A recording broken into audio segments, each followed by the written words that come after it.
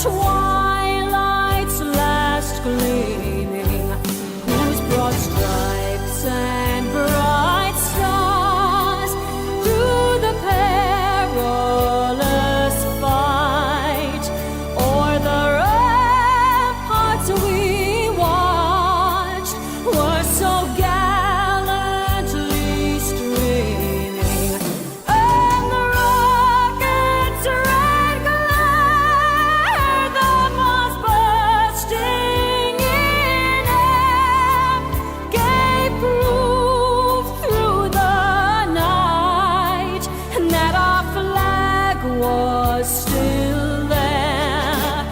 Oh, say does that star-spangled banner yet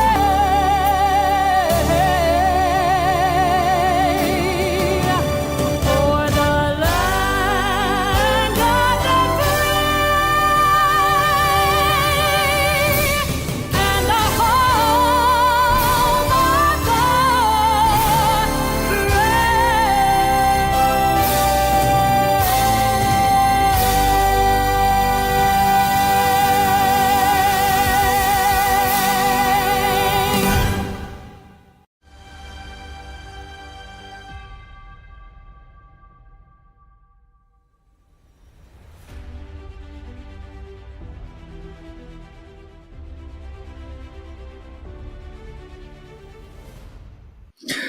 Good morning, folks. How are you today? I hope you're doing well. It's Wednesday morning, right? January 29th. I'm your host, BKP, and you're watching BKP Politics on voiceofruralamerica.com. I hope you're doing well. You know, I challenge you. We start with a challenge. I have a couple challenges for you this morning. I challenge you to find something in the last week, over a week now, that President Donald Trump is doing in the middle of working on making happen that he did not campaign on. Now, maybe it's just the fact that we have become accustomed to politicians just lying to us. All right? Maybe that's the case. Maybe we have come accustomed to, you mean you said that and you really plan to do it. That may be the case. Now there's, from every side, there are people picking apart every single move, every single action, every sentence, everything he signs. I got it, okay? And I understand I don't live in a perfect world. I understand this morning I survived. If I'm here and you're out there, we together survived. We know it's bad. Kamala Harris and Joe Biden. In fact, Joe Biden is finding out now that he survived himself. He made it. But that being said, every single thing, and I'm going to show you several today, Donald Trump campaigned on, he is doing. You can't be shocked. If you're a business owner out there, let me say this nicely, okay? Because if you're new to the show, welcome. Glad to have you. You're always welcome here. If you're an old timer, I mean, not old like old timer, but if you've been around a while on the show, I have background with immigration, legal immigration. I have background with working with men and women that came to this country for a better life for their family.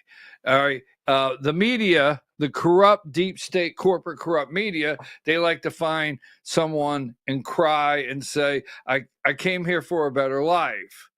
Yes, I know I was bringing drugs in or whatever, but I came here for a better life. That's what they're taught. Say you came here for a better life for your family. All right, that being said, if you are a business owner out there today, I wish you well. Now, welcome to the program. I'm your host, BKP. You're watching BKP Politics on voiceofrural.america.com. Now, we're not attacking business owners in this country. We went through COVID, all right? Went through COVID. No one would go back to work. When I say no one, many would not return to work. We sent out checks. Don't forget this. We sent out how many months of extended state and federal unemployment that didn't have to be paid back. And if memory serves me right, just check this out. I just want to throw it out there. The COVID unemployment did you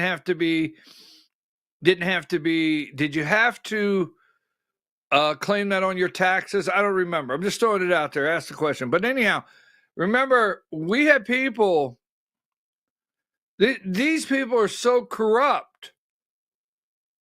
And Donald Trump has zero choice, not a little bit, not 5%, 10%. If we are going to restore this country, if we're going to restore our work ethic, people get mad at me like, well, wait a minute, I'm an American. Are you talking about us and our work ethic? Yeah, just a little bit, okay? Some, not all.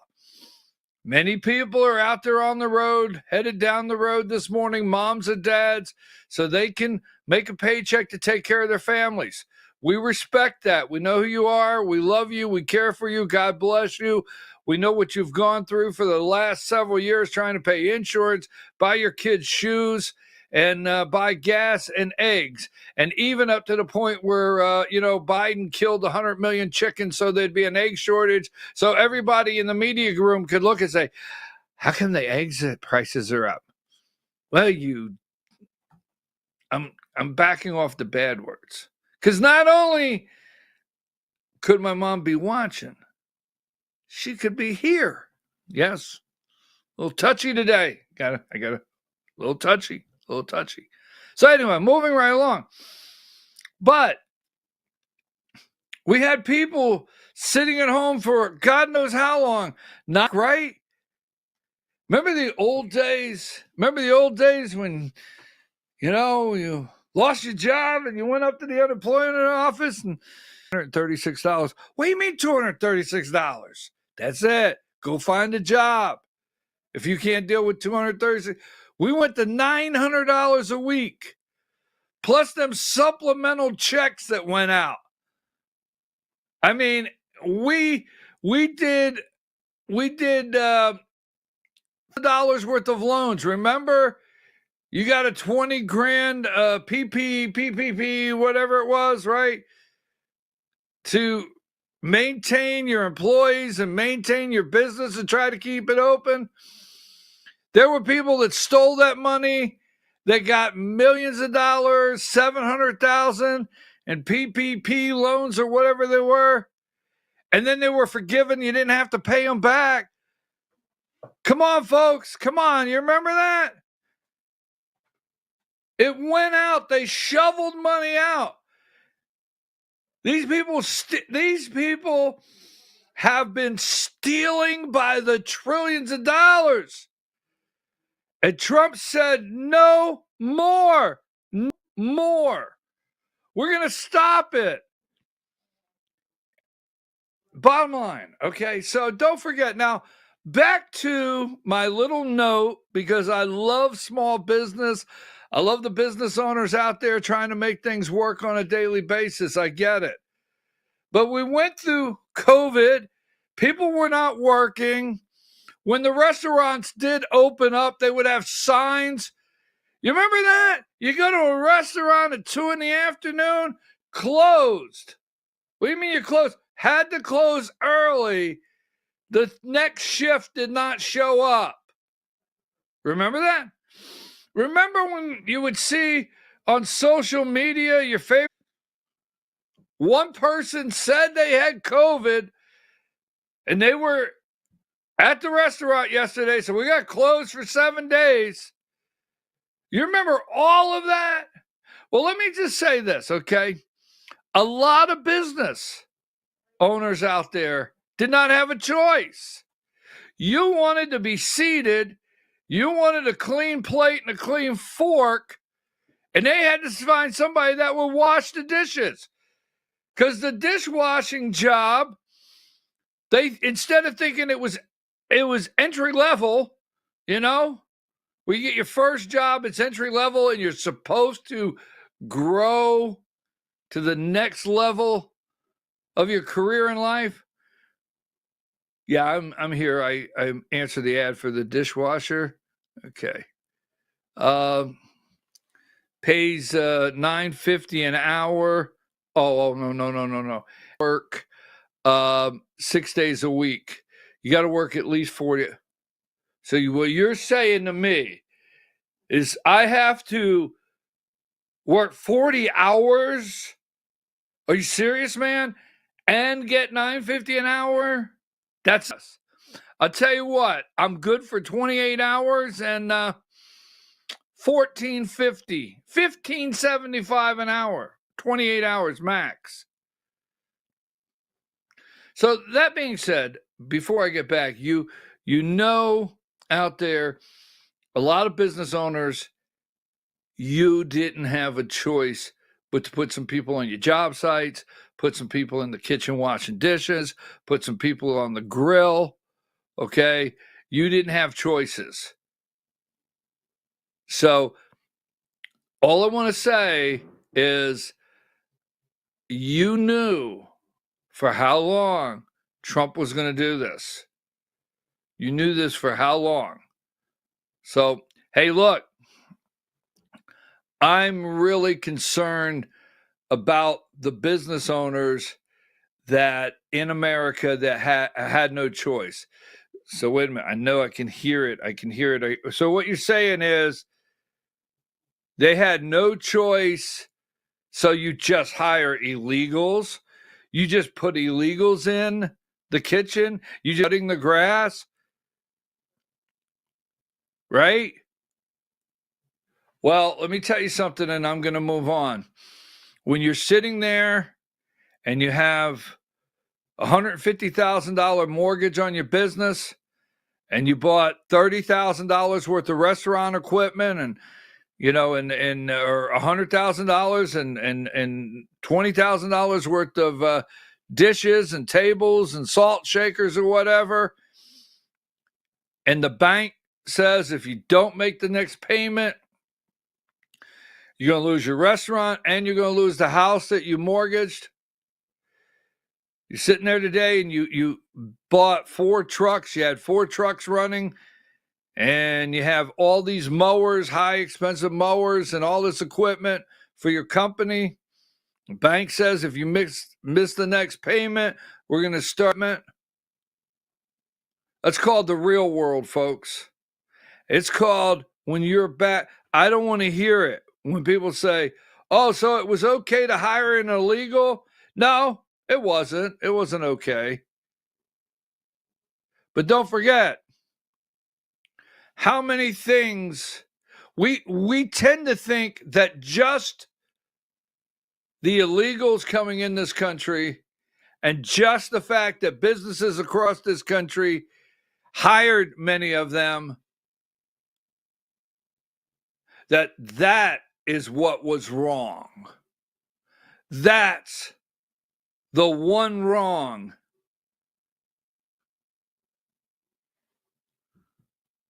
Not true.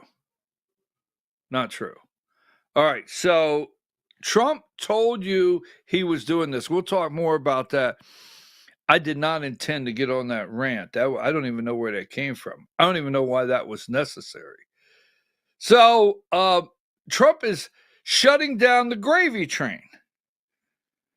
He is shutting down the gravy train. And they're angry. We'll get into that. But I'll tell you what, yesterday, I really enjoyed this. I for one, I never watched White House press briefings. I never watched them.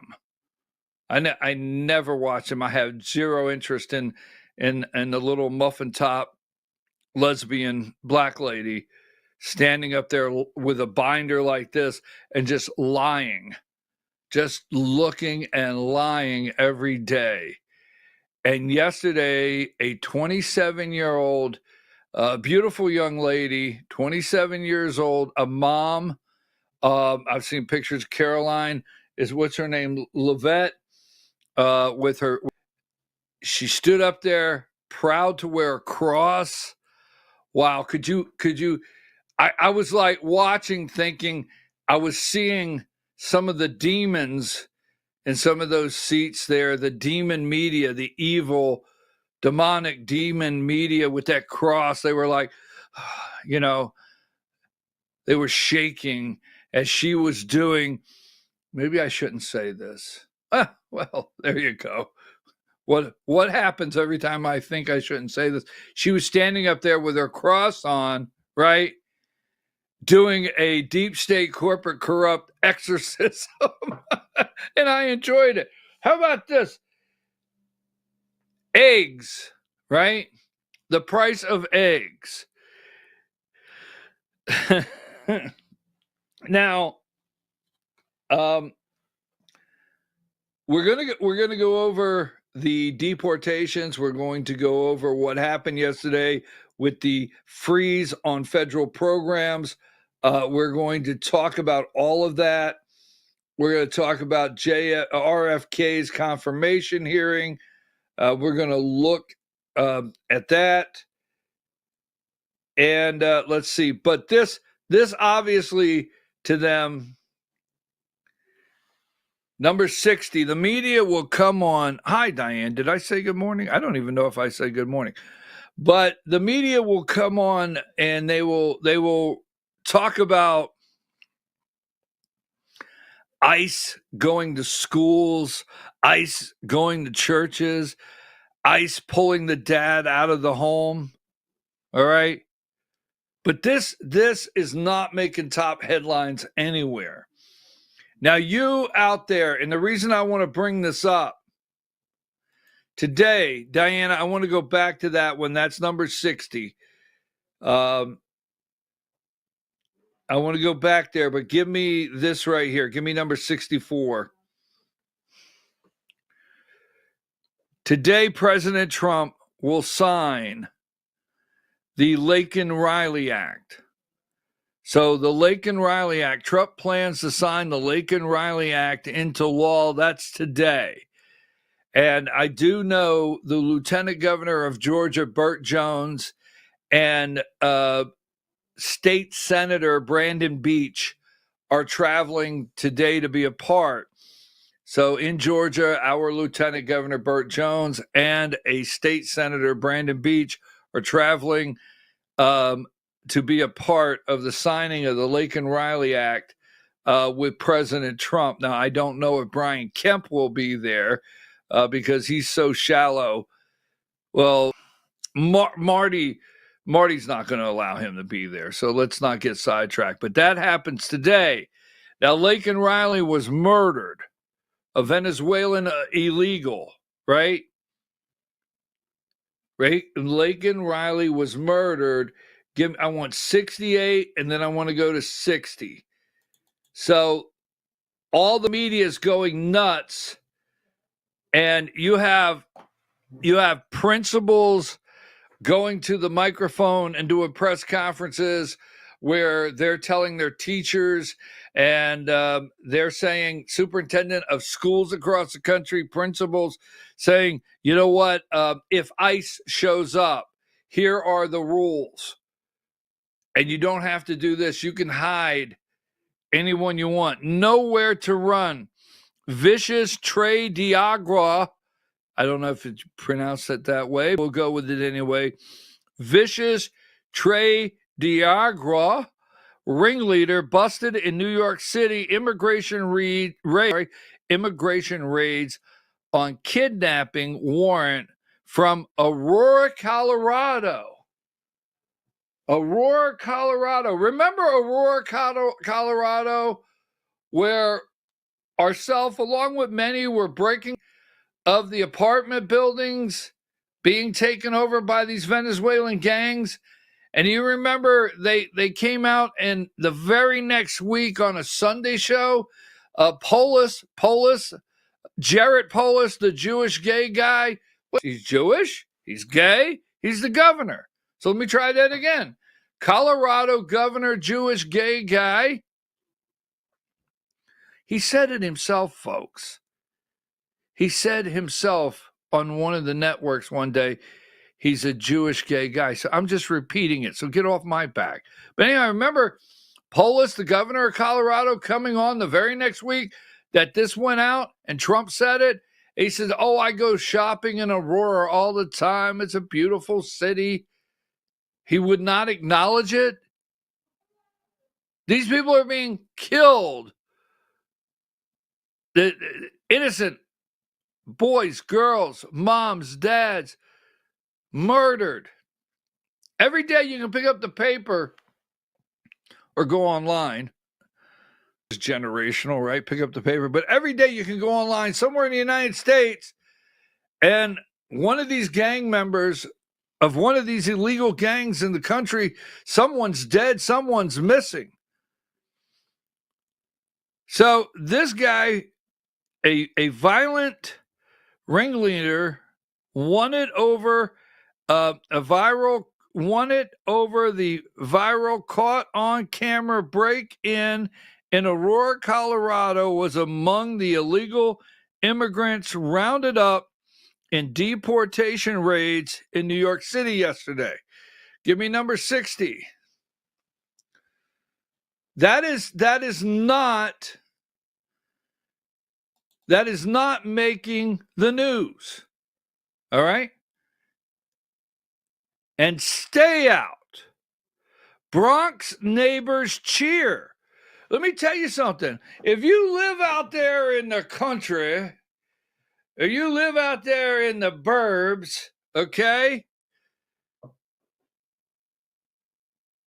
The people inside these cities that the Democrats created this crisis in Chicago and New York and Newark and Jersey City and Philadelphia and friggin' Atlanta, Tampa, wherever, all these Democrat spots that created these very dangerous gang war infested neighborhoods. There's moms, dads, clergy. There's people crying, please come in and help clean this mess up. Democrats have not done anything for us. They're cheering. They want these neighborhoods cleaned up. Give me number 59. Lincoln Riley Act signed today. Take out the trash. New York City minority communities cheer ICE raids that rounded up violent criminal migrants. Get them the hell off our streets. Now, there's a lot of fun being made. We'll do this little side note here. Number 18. And this is our new Homeland Security Director. This is not Mayor Orcus. All right. Trump administration to conduct major immigration operations in at least 3 cities. Now, this is Kristi Noem, number 47, if you don't mind here, Diane. Kristi Noem. She is the new Department of Homeland Security, Secretary of Department of Homeland Security. They're calling her Barbie Ice. Barbie Ice is they're calling her. This is 7 a.m. This is Secretary Kristi Noem, the new Homeland Security Director, Secretary. 7 a.m. yesterday morning in New York City, getting the dirt bags off the street. Noem, who assumed the role the day before after serving as governor of South Dakota, further warned dirt bags like this will continue to be removed from our streets. Now, just briefly, remember this? Remember this? Video 16. We have no choice. Within moments of my inauguration, we will begin the largest domestic deportation operation in American history. No choice. We have no choice because this is not sustainable. It's no wonder Joe Biden and his thugs are so desperate to stop us. They know that we are the only ones who can stop them. They know that. There's no surprise here. He said the largest mass deportation. The largest mass deportation. You know, here, I'm going to tell you something in just a minute. Give me video 17, Diane. To keep our families safe, the Republican platform promises to launch the largest deportation operation in the history of our country. Even larger than that of President Dwight D. Eisenhower from many years ago. You know, he was a moderate, but he believed very strongly in borders. He had the largest deportation operation we've ever had.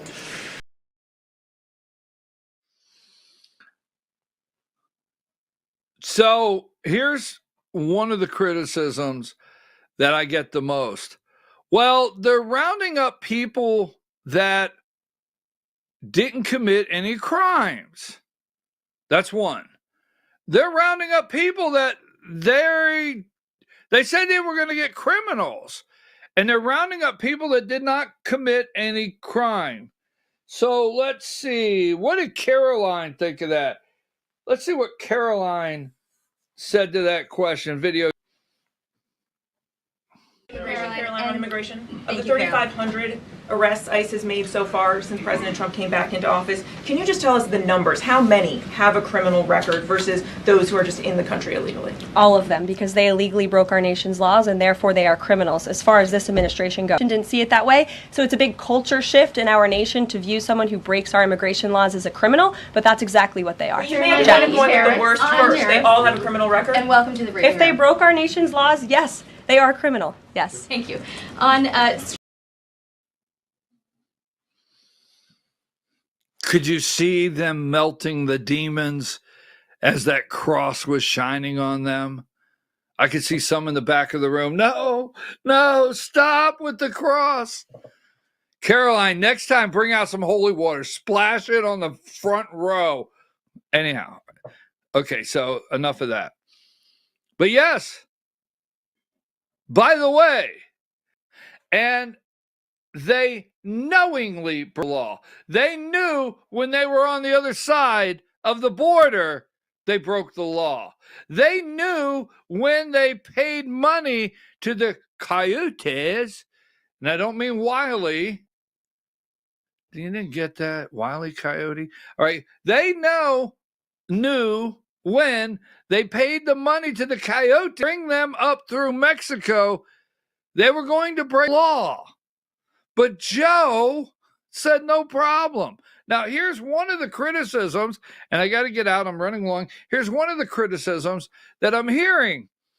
Well, they're rounding them all up. Not every one of them have a criminal record, and they're getting some of the good ones with the bad ones. Okay, so here's what we have to do. Here's what we have to do. Our government, whether you won't like it or not, Joe Biden, Mayorkas, and all these bad people, they would come over 300,000 at a time. And we have the gotaways, but they'd come over 300,000 at a time. And what we need to do, and out of the 300,000, we don't know how many had the drugs. We don't know how many have fanned out across the country to work in the cartels. We don't know how many are here to cause us harm. But then we don't know how many out of the 300 that crossed illegally are actually here working somewhere in meat processing, whether it be construction, restaurants, whatever, and being productive. We don't know the numbers. But as we deport them, we're the ones supposed to take the time and sort everything out. That's our obligation, to sort it all out. I will tell you this. If someone innocent is caught up in a raid and they have all their documentation, they will get released if they have all this accurate. So it's like Tom Holman said, these ICE agents are professionals. Now, illegal immigration, I don't know how long I want to play this one, Diane, but let's go to Stephen Miller last night with Jake Tapper, video 8. Jobs many Americans do not want to do. So, how does President Trump make sure that the effort to deport people who are not in this country legally doesn't end up hurting Americans who want safe borders, absolutely, but also don't want to see even more higher prices in groceries? Well, I mean, I'm sure it's not your position, Jake. You're just asking the question that we should supply food with exploitative illegal alien labor. I obviously don't think that's what you're implying. Only 1% of alien workers in the entire country work in agriculture. The top destination of aliens are large cities like New York, like Los Angeles, and small industrial towns, of course, all across the heartland, as we've seen with the Biden floods. Mm-hmm. None of those illegal aliens are doing farm work. Those 30,000 illegal aliens that Joe Biden dumped into Springfield. I'm talking about the ones that are. But I'm explaining this. It's important to understand. No, you're kind of changing the subject. I mean, I'm talking about the ones. I will give me 30 minutes. I'll go as deep as you want on this. I'm explaining to you and your audience. I don't have I'm talking about the ones that work in the agriculture industry. I'm you can come back and we can talk about the ones in the cities. I swear. I'll do the whole answer. The illegal aliens that Joe Biden brought into our country are not full stop doing farm work. They are not. The illegal aliens he brought in from Venezuela, from Haiti, from Nicaragua, they are not doing farm work. They are in our cities collecting welfare. As for the farmers, there is a guest worker program that President Trump supports. Over time as well, we will transition into automation, so we'll never have to have this conversation ever again. But there's no universe in which this nation is going to allow the previous president to flood our nation with millions and millions of illegal aliens who just get to stay here. And we are especially not going to allow a subset of those illegal aliens to rape and murder our citizens. So we are going to unapologetically enforce our immigration laws, and as I'm sure you will celebrate, we are going to unleash the power and might of the U.S. government to eradicate the presence of transnational threats on our soil. Okay, folks, something you heard in there we will dig into a little later. Automation. You heard automation. But we have a guest worker program. We can expand the guest worker program. Any politician that wants to come out and talk to me about a guest worker program, I could support that. I played a video. Remember, I think it's Diane, today's Wednesday. I think Monday we played a video of a farmer in Florida that has used the guest worker program, and they pick his crops. He brings them in. He pays them. They're making $16 an hour. We showed you that the other day. So we're going through the inner cities for the most part, that I understand. Diane, give me 19, 20, and then 21, and we'll stop there. 19, 20, and 21. Trump officials issue quotas to ICE officers to ramp up arrest. Number 20, every day, every couple days, they're going to focus.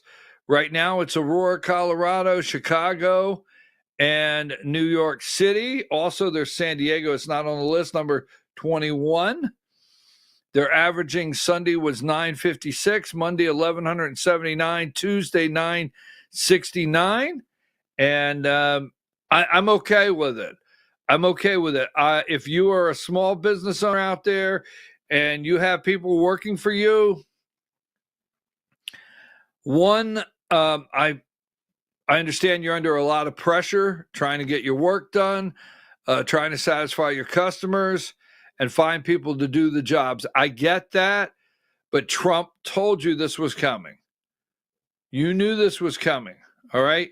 So give me had one more. I have to get out. It's already 8:34, and I'm running long. Where's it at? I had here just a minute ago, Diane, and I am going to find it. That's the freeze. Hegseth is going to. Milley's going to be investigated. I like that one. So the transgender world, where in the heck is this at? Maybe I can't find it. Here it is. Here it is. Give me, I want 41 and 41. Thank you, Diane. This is a different size there. ICE descends on San Diego border crossing with mile-long line of vehicles for biggest illegal immigration grab in recent history. Number 42. Little highlight of that. Right there. The West Coast is this week, and the East Coast is next week. It's about to get crazy in California. They need to fill 100,000 spots, meaning arrests is a directive. Folks, we don't have a choice. We don't have a choice. These people got to go. Laken-Riley Act. The Laken-Riley Act will be signed today. President Trump, when we come back, the freeze of funding, and you realize Trump, what he did creating two genders. Let me rephrase that. That was totally wrong. He didn't create two genders. What Trump did, only identifying that there's two genders. There's only two. It's amazing. I know we're running long, but here, give me video 18. This is from Catholic Charities. These people have been getting, why you think they're up in arms? From us. All right, so when we return, the transgender inmate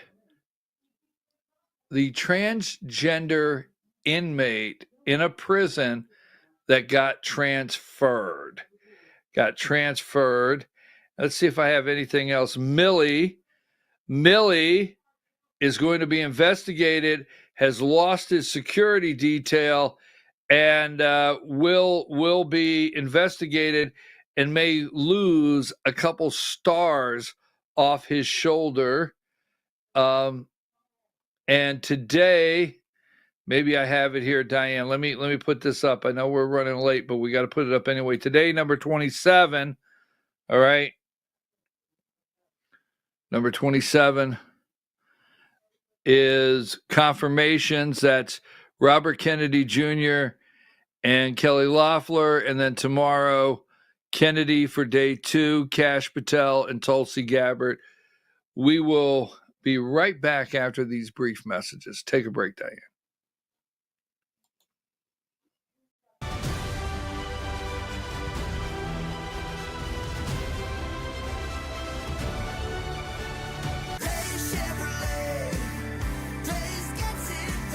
Kicking off the new year in a big way at Days Chevrolet Jasper with 2.9% financing on the all-new 2025 Chevy Equinox, plus $1,500 in Days discounts and no payments for 90 days. So keep that New Year's resolution and take on the all-new 2025 Equinox from Days Chevrolet Jasper. Days Chevrolet. Days gets it done. Together, let's drive.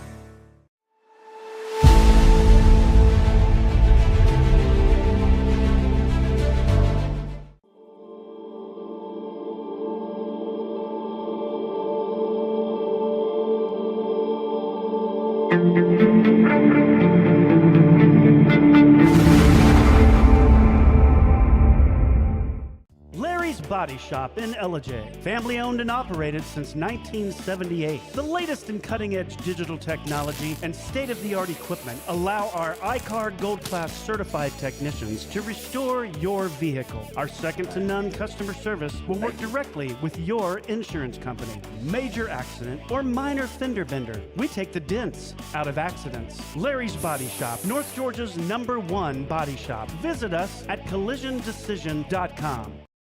Why give your money to liberal media companies? Put your marketing needs in the hands of a conservative marketing professional and start getting results today.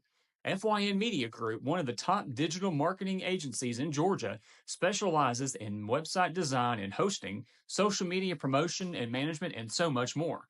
Visit FYNmediagroup.com or call 706-889-3564 for a free consultation. Ladies, when you wear elegant jewelry, you become a force to be reckoned with. You shine brighter than the stars in the sky, and your inner beauty radiates like the sun. So embrace the magic, embrace the elegance, and let your jewelry be a reflection of your true, authentic self. My friends over at North Georgia Diamond know what a woman wants. Go see them for the perfect gift. And remember, when it comes to elegance, there's no such thing as too much. Come see us at North Georgia Diamond. We're igniting passion one sparkle at a time.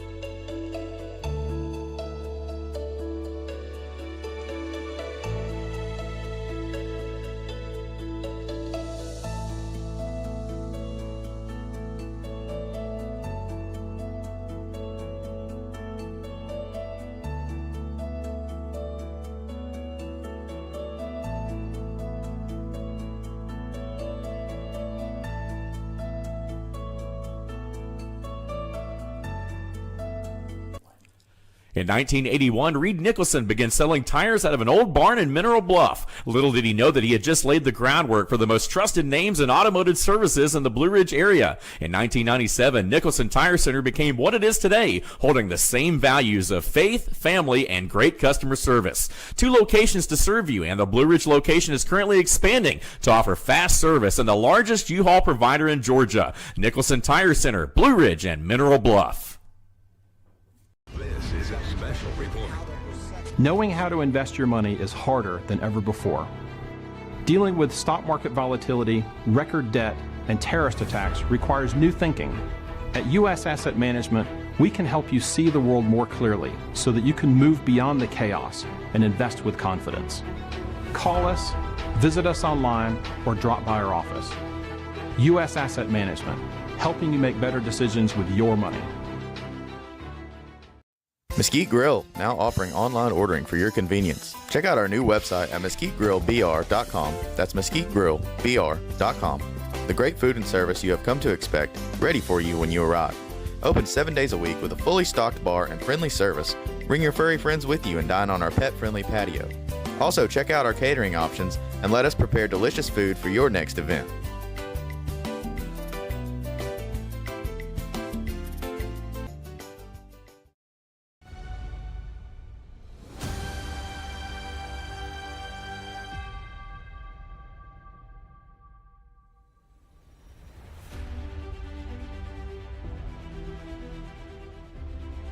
All right, folks, we're back. I'm your host, BKP, and you're watching BKP Politics on voiceofruralamerica.com. Hi, Diane. Good morning. Now, listen, if there's things out there you're aware of, because I'm getting notes, I'm receiving notes from people saying, there's illegals working here, or if there's something you're aware of, please let me know. Send it to me. I appreciate it. Trump, I opened up this morning. Trump, every single thing you see being done, Trump said, I'm going to do it. It's going to happen. Now, before we get started, you know that I told you yesterday, my mom is visiting. I'm glad to have her visiting, and my sister. My sister's here also. Glad to have her. And they are visiting. Now, I got this. My mom, Trump, January 20th, 2025 inauguration. So I got this. My mom brought me the January 20th, 2025 inauguration Trump hat. The Trump hat from the inauguration. I got that on the table here. So thank you. But I have a question for you. And I'm going to, about 9:30, at 10 o'clock, we're going to have the Georgia Hour. But I'm having a bad shoulder day. We'll talk about that in a minute. Do you know what this is? Diane, do you know what this is? It's property of Pervin Dairy Company. It means my mom stole it. No, just property of Pervin Dairy Company. This is the 1969 front porch milk box. Yes, we had a milk box. You had it on the front porch. You put a note in there for the milkman what you want. You want a half gallon, all glass. You want a half gallon, 2 half gallons of white, 1 buttermilk. That was for Dad. Dad had buttermilk. And you had a quart of chocolate milk and maybe some butter or something. Right there. The dairy company. Now, the other thing is, I'll show you this in a minute. My mom, the box is full of little memorabilia. The box is full. The box is full. I'll give you an example. We'll go through the box in a minute. This is from the Daily News. New York Daily News. Look at this. See this? Right there. The New York Daily News. This is Saturday, October 26th, 1996. 1996. The Daily News. After his brother's miracle heart transplant, Joe Torre vows to win one for Frank. Remember when? And then here's the back page. World Series 1996, the Daily News. This is the back page. Mad world. Maddox stands between Yanks and the series crown with Game 6 tonight. 4-time Cy Young Award winner Greg Maddux faces the Yankees. And here on the bottom it says how to beat Maddux, page 47. That's just one of the little items in the milk box here that's full. I could go through it for 2 weeks. So there you go. That's the milk box. Did you have a milk box? Do you know what I'm talking about? Now, before we leave today, I can prove, there's proof, Diane, that I have been working since the day I was born. Yes, I know you don't believe that. I have proof. All right, folks, number 30, the Valentine's Day. Did I tell you you're watching? This is BKP Politics. I'm your host, BKP, of voiceofruralamerica.com, and there is number 29, the Valentine's Day banquet with the Fannin County Republican Party. We would love for you to come join us. Visit at 10 o'clock this morning, the Georgia Hour. We have some updates on... we have an update on a congressional race that someone is challenging a Republican, and then we have an update on a congressional race in Georgia that someone may be leaving and the seat could be open. We have a lot going on. Yes. The Georgia Hour at 10 a.m. Now, moving right along, before I get into the outcry, here's one. I'll give you that one in a minute. They are going nuts over the freeze of federal programs. All right. And it's exposing, and you will hear in a minute, they talked about the uncertainty, devastating, shocking, right? Crisis, a constitutional crisis, plunged us into, yesterday, Trump plunged us into chaos. Why? For 15 minutes, you could not get in the portal of Medicaid. Yes, and Meals on Wheels, Grandma may not get her meal this afternoon. We're not for sure. We're not for sure about anything we're reporting, but we're going to whip everything into a frenzy. So we'll talk about that in a minute. But my favorite. Now, I'm going to put a little pressure before we jump into the Georgia. Remember this.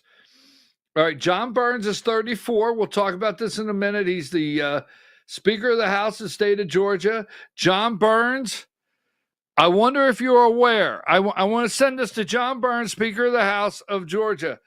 I wonder if you're aware, number 33, that the next time you invite this individual to give the daily prayer, they will have to identify themselves correctly. They can't be they, them. Remember, John Burns last March in the state of Georgia, in our state house, invited a transgender, a man dressed as a woman, to pray over the Georgia state legislature. He should be resigning immediately. Now, my favorite story of the day. They are losing it because Trump said, you know what? This is one of the many.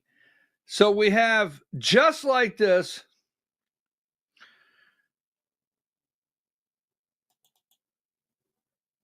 He told you in the campaign, right here, number 50.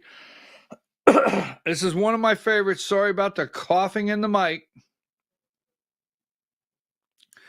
Trump bans taxpayer-funded sex changes for children as he adds a flurry of executive orders. President Donald Trump on Tuesday banned federal funding for transgender sex changes for minors, adding to his ongoing flood of executive orders. Now, you see what you have on the screen? For children. He's banning taxpayer-funded sex changes for children. Transitioning. Now, I've asked you over and over, and I'm going to put a little pressure on you again today. I want you to go to your local Board of Education. I want you to go to your local Board of Education, and I want you to put them on a spot, and I want you to video it, and I want you to post it, send it to me, or let's get it out there. And I want you to ask them what their transitioning plan is, what the school system's transitioning plan is when a child comes and says, hey, I'm confused. What's the transitioning plan? Do they contact the parents to come in? What do they do? That's important. Find it out. Trump, this is one of my favorite. Now, as we go through this is absolute my favorite. I've already said that, right? But I can have several in one day. Here is number 52. Transgender inmate sues Trump for forcing her, it's really a him, to move to a men's prison. Oh, this made my day, right? The inmate who was identified is that Padonia?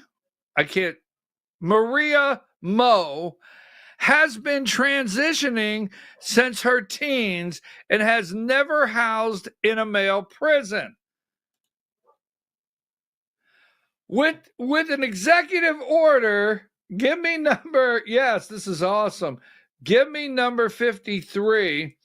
With the signing of an executive order, the executive order cuts transgender inmates off from gender-affirming care, including medication, forces transgender women to be housed in men's prisons. No, the truth of that sentence should read, forces men to be housed in men's prisons where they belong, and only recognizes two genders, male and female. Trump immediately said there's only two genders. And if you're a man, you're out of the men's prison, women's prison. I love this one. Only recognizing two genders. You must move out. Give me 54. You can't write this. Well, you can write it, but you can't make this up. Mo, who has been transitioning since her teens, has never been housed in a male prison and has always been deemed and treated as a female inmate at Farmington Prison, the only women's federal facility in the state. I think this is Massachusetts.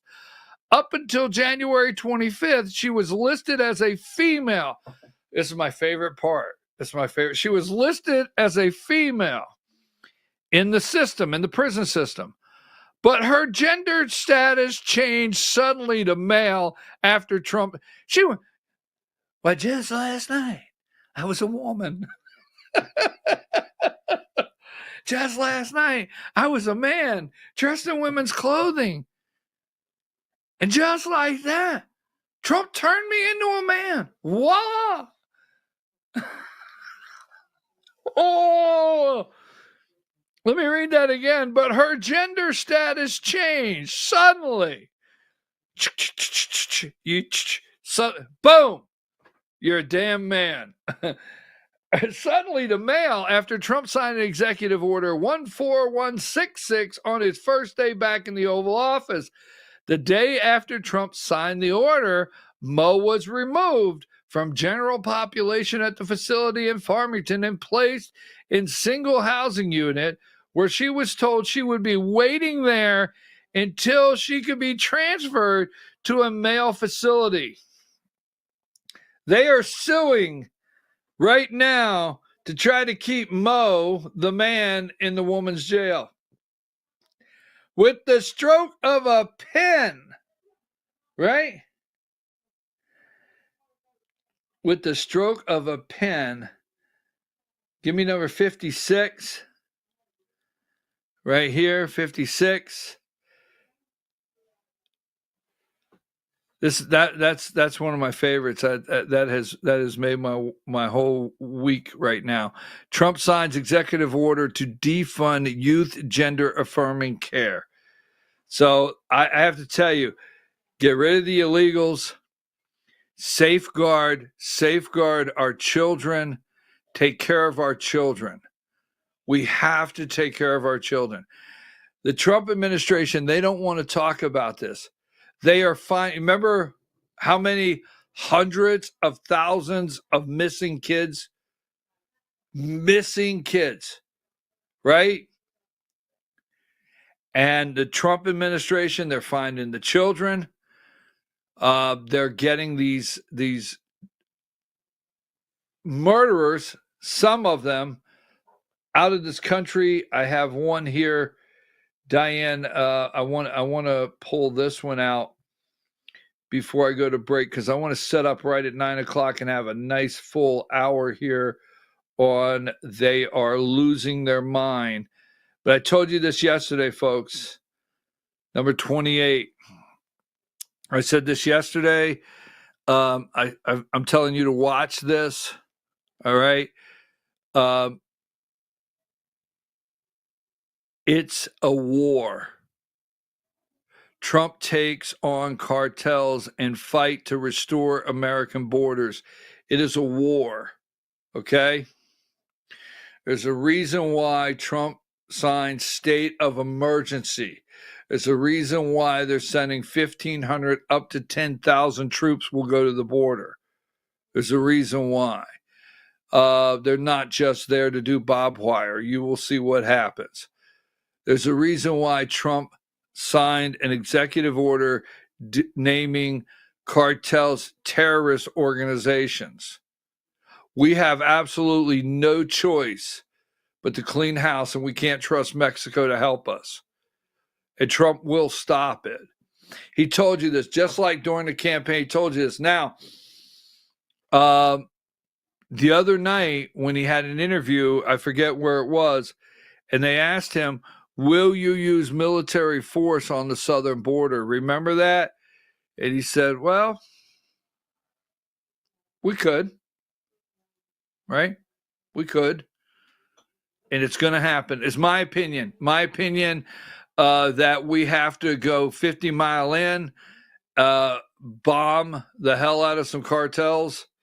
I see it happening. And Trump is sending a strong message to everyone. Every single thing he promised, he's working on it right now. I'm going to take a break. When we come back, the losing their mind over a government freeze, okay? Losing their mind over a government freeze and what's got them, they're losing it over what Trump's done now. The egg prices. Let me do this before we go. Caroline yesterday, they keep going on and on. Well, Trump's doing this and this, but he promised to bring down prices, and eggs cost X. Huh. Wonder if they... All right, well, yeah, let's Caroline answer the egg prices. Video 15. Christian Day Talk. Thanks, Caroline. Just real quick, you mentioned the inflation executive order the president signed, but egg prices have skyrocketed since President Trump took office. So what specifically is he doing to lower those costs for Americans? Really glad you brought this up, because there is a lot of reporting out there that is putting the onus on this White House for the increased cost of eggs. I would like to point out to each and every one of you that in 2024, when Joe Biden was in the Oval Office, or upstairs in the residence sleeping, I'm not so sure, egg prices increased 65% in this country.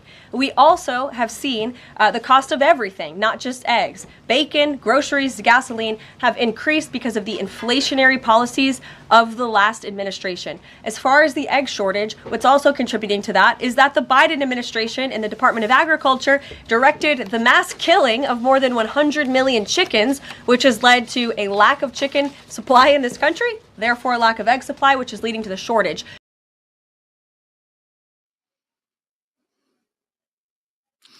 So you killed all the chickens. You killed the chickens. We don't have any eggs. Well, so you killed the chickens. All right, number 24, Gary Peters. I will explain why he is retiring in Michigan. There will be an open seat there. Gary Peters, I will explain why he is retiring. Give me number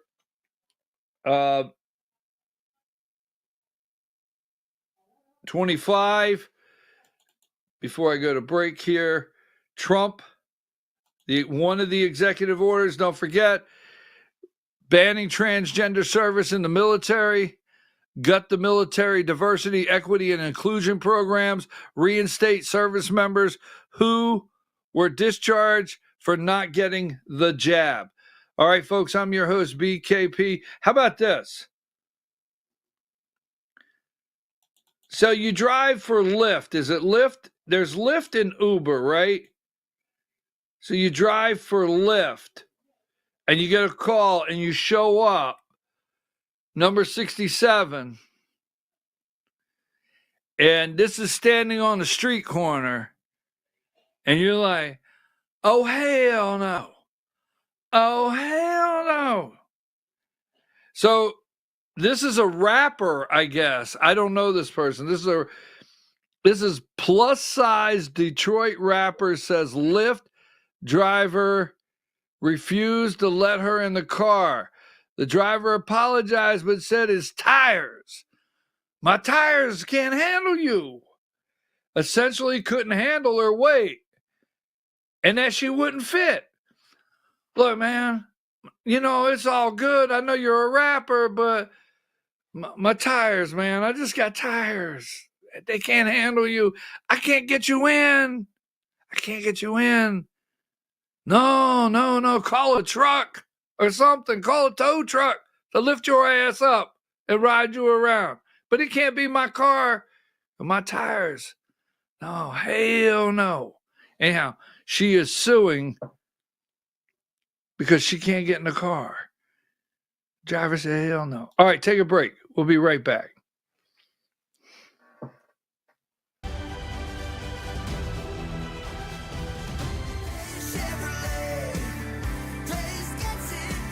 Kicking off the new year in a big way at Days Chevrolet Jasper with 2.9% financing on the all-new 2025 Chevy Equinox, plus $1,500 in Days discounts and no payments for 90 days. So keep that New Year's resolution and take on the all-new 2025 Equinox from Days Chevrolet Jasper. Days Chevrolet. Days gets it done. Together, let's drive.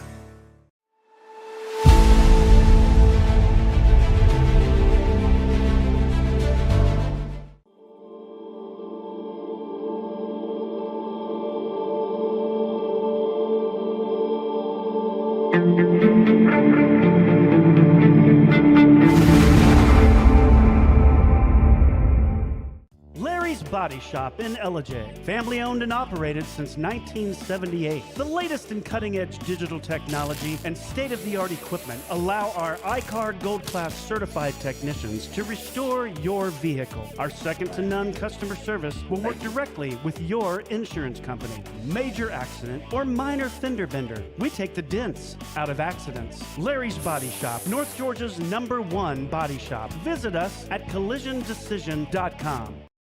Why give your money to liberal media companies? Put your marketing needs in the hands of a conservative marketing professional and start getting results today.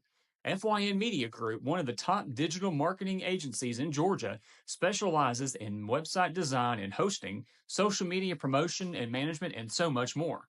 Visit FYNmediagroup.com or call 706-889-3564 for a free consultation. Ladies, when you wear elegant jewelry, you become a force to be reckoned with. You shine brighter than the stars in the sky, and your inner beauty radiates like the sun. So embrace the magic, embrace the elegance, and let your jewelry be a reflection of your true, authentic self. My friends over at North Georgia Diamond know what a woman wants. Go see them for the perfect gift. And remember, when it comes to elegance, there's no such thing as too much. Come see us at North Georgia Diamond. We're igniting passion one sparkle at a time.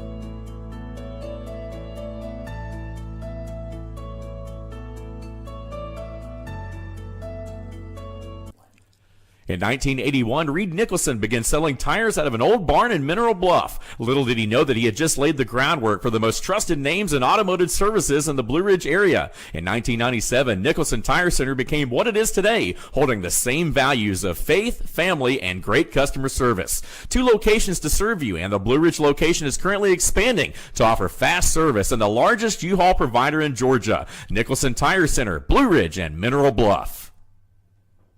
This is a special report. Knowing how to invest your money is harder than ever before. Dealing with stock market volatility, record debt, and terrorist attacks requires new thinking.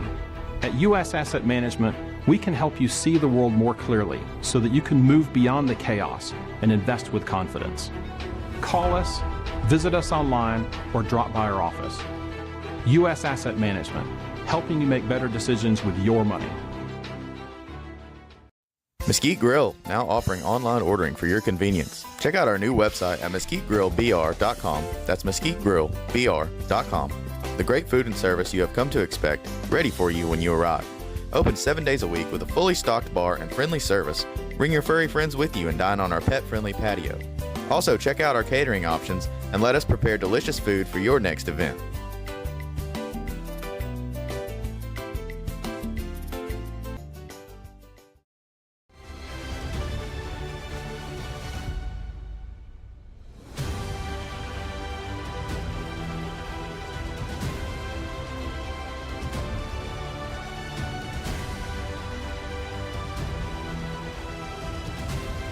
All right, folks, we're back.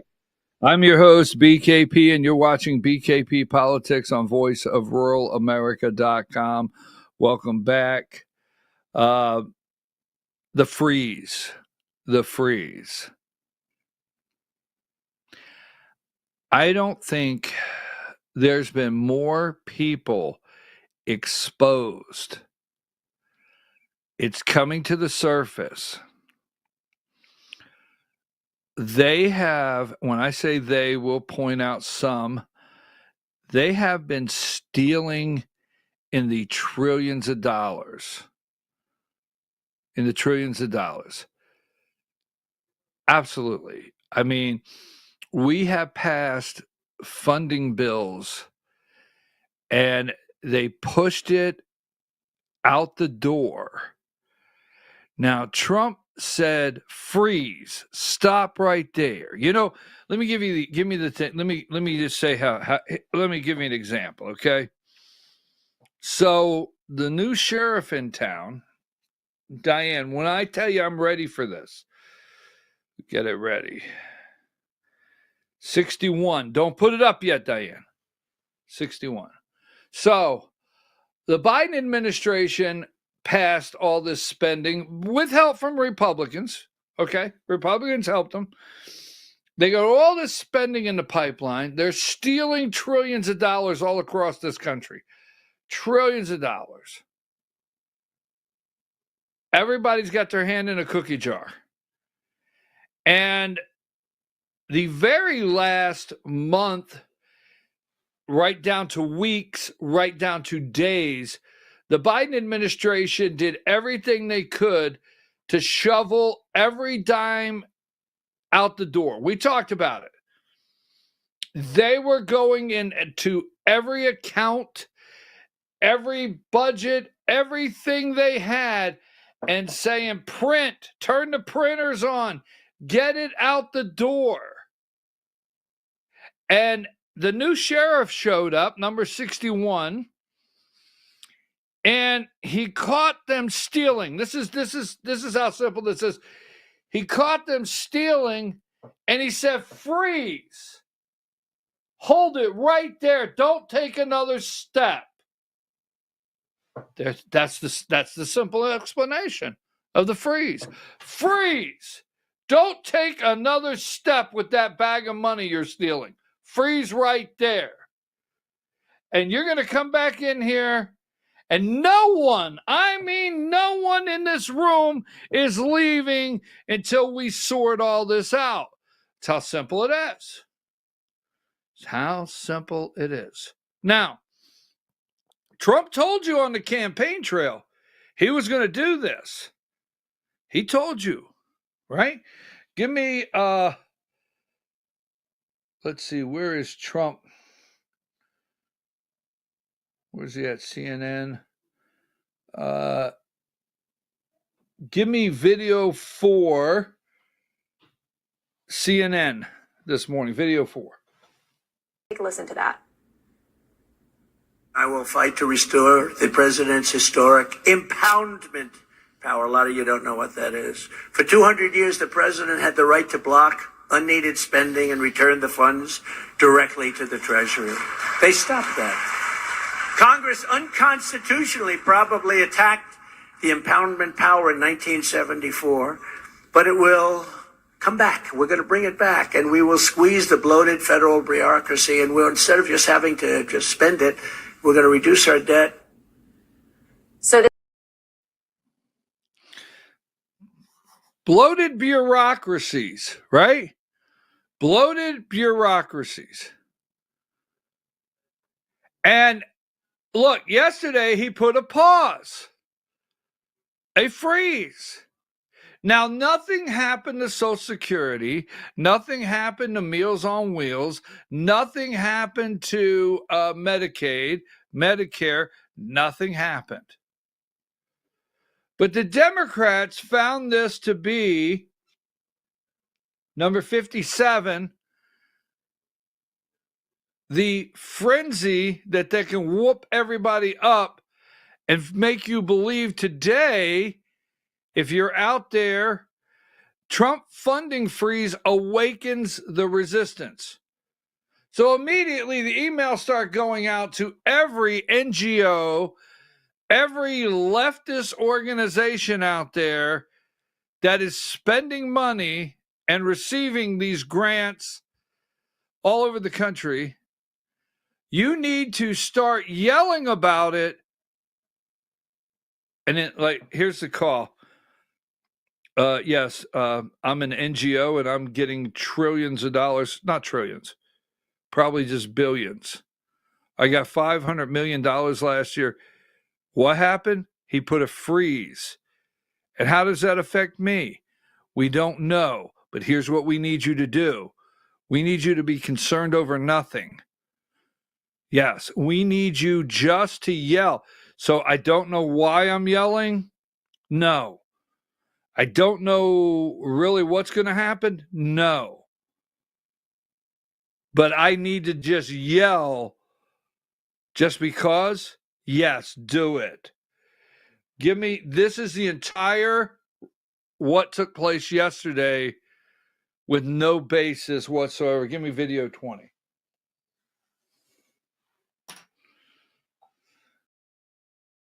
I don't know what we're yelling about! Loud noises! They have no idea. They just made up a crisis, put it out there, and Trump did. He put the freezes on. They were going to go into effect at 5 o'clock this afternoon, but this is the statement. Let's see, number 6. See if I have this, Diane. Federal agencies must temporarily pause all activities related to obligation or disbursement of all federal financial assistance and other relevant agency. This is 7. Activities that may be implicated by the executive order, including but not limited to financial assistance for foreign aid, non-governmental 8 organizations, NGOs. Now stop right there for a minute. All of you NGOs out there that were created so the Biden administration could shove millions of dollars so you could give out the $5,000 Visa cards. The list goes on. You're using this to funnel as a laundromat. NGOs, go back to 7 for a moment. All right. Activities that may be implicated by the executive orders, including but not limited to financial assistance for foreign aid,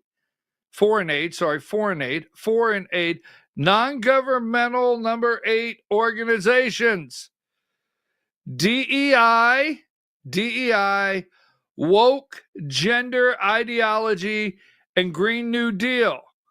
So you have to freeze immediately all money, foreign aid, organizations, NGO organizations, any organization, whatever you're spending on a DEI program, woke, gender ideology, and Green New Deal must freeze in place. All right? No more stealing. And what did they do? Here's what they did. They went with let's start with number 3. Let's go through here, Diane. Chaos and confusion. There's no chaos and confusion. Chaos and confusion. Now they brought the little limp-wristed fairy dust, what's his name? Number 4, Tim Walz of Minnesota, out. Chaos and confusion.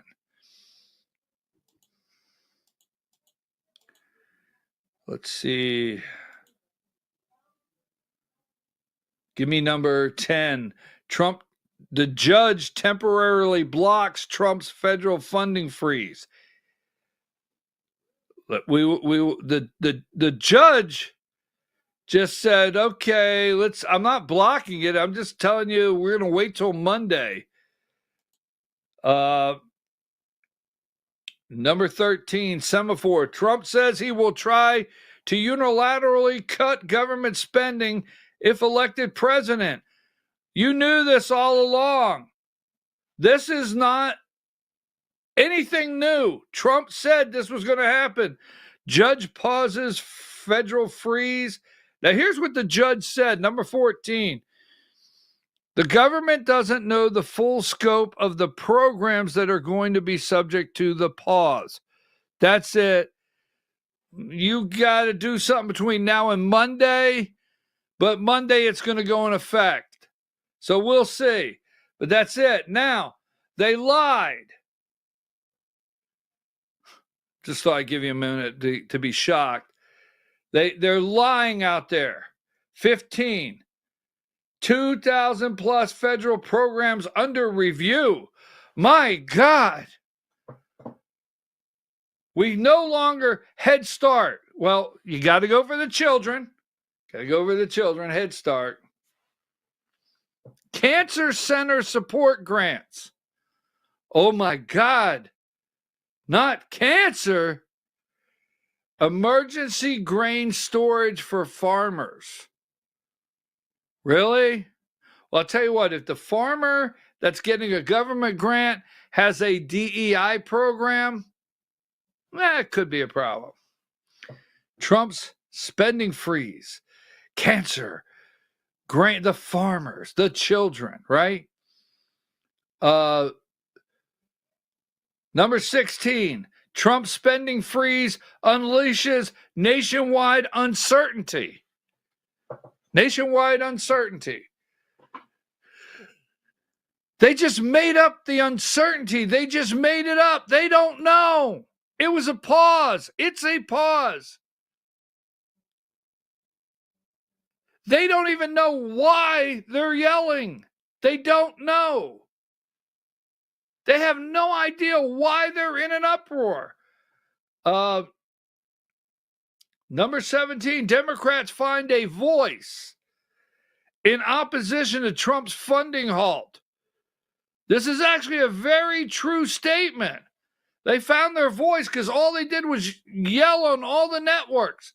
All the Democrats came out and yelled. The governors, oh my God, kids are going to be starving tomorrow. Grandma will not get a meal today at noon. Because Trump doesn't want us to steal money anymore from you, the taxpayers. Give me number Sorry about that, folks. Let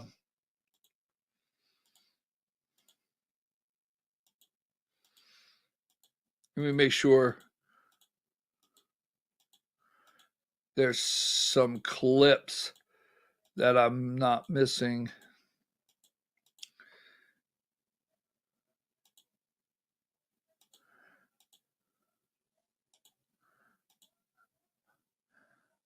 Oh, that's my next subject. So, transgender inmates, we did that one.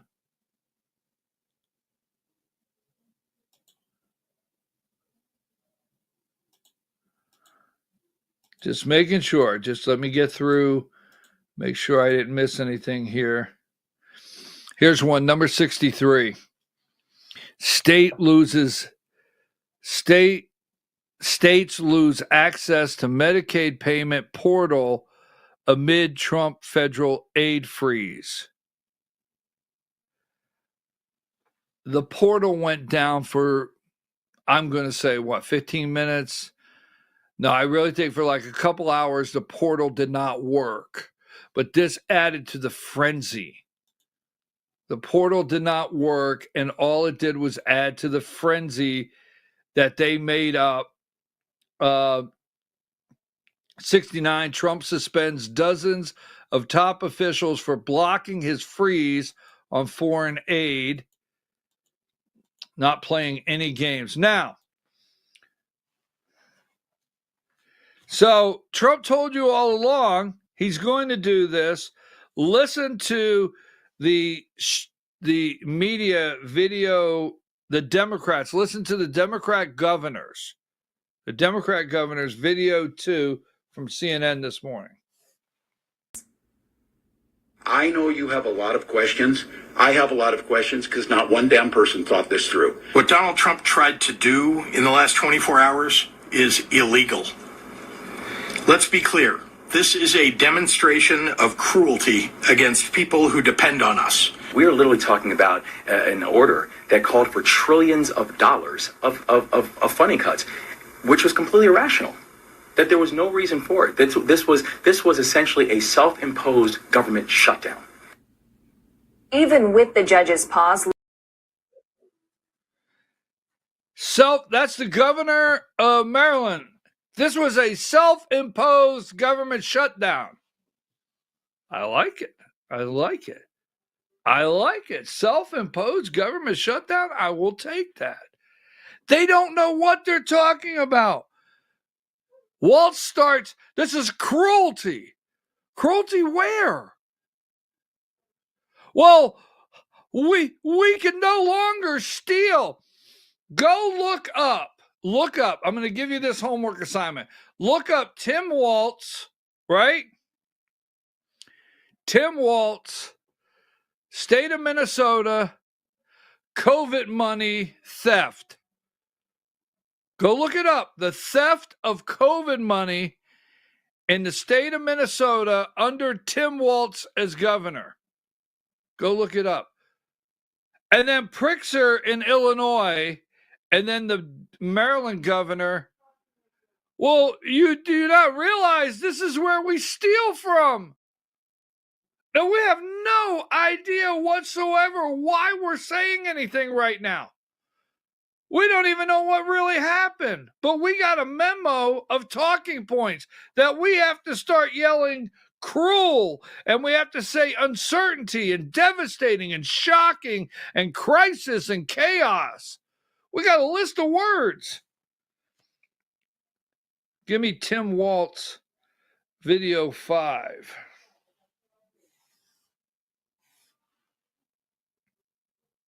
Donald Trump's reckless action cut off funding to law enforcement, farmers, schools, childcare, veterans, and healthcare. While he was out golfing, he threw the country into crisis.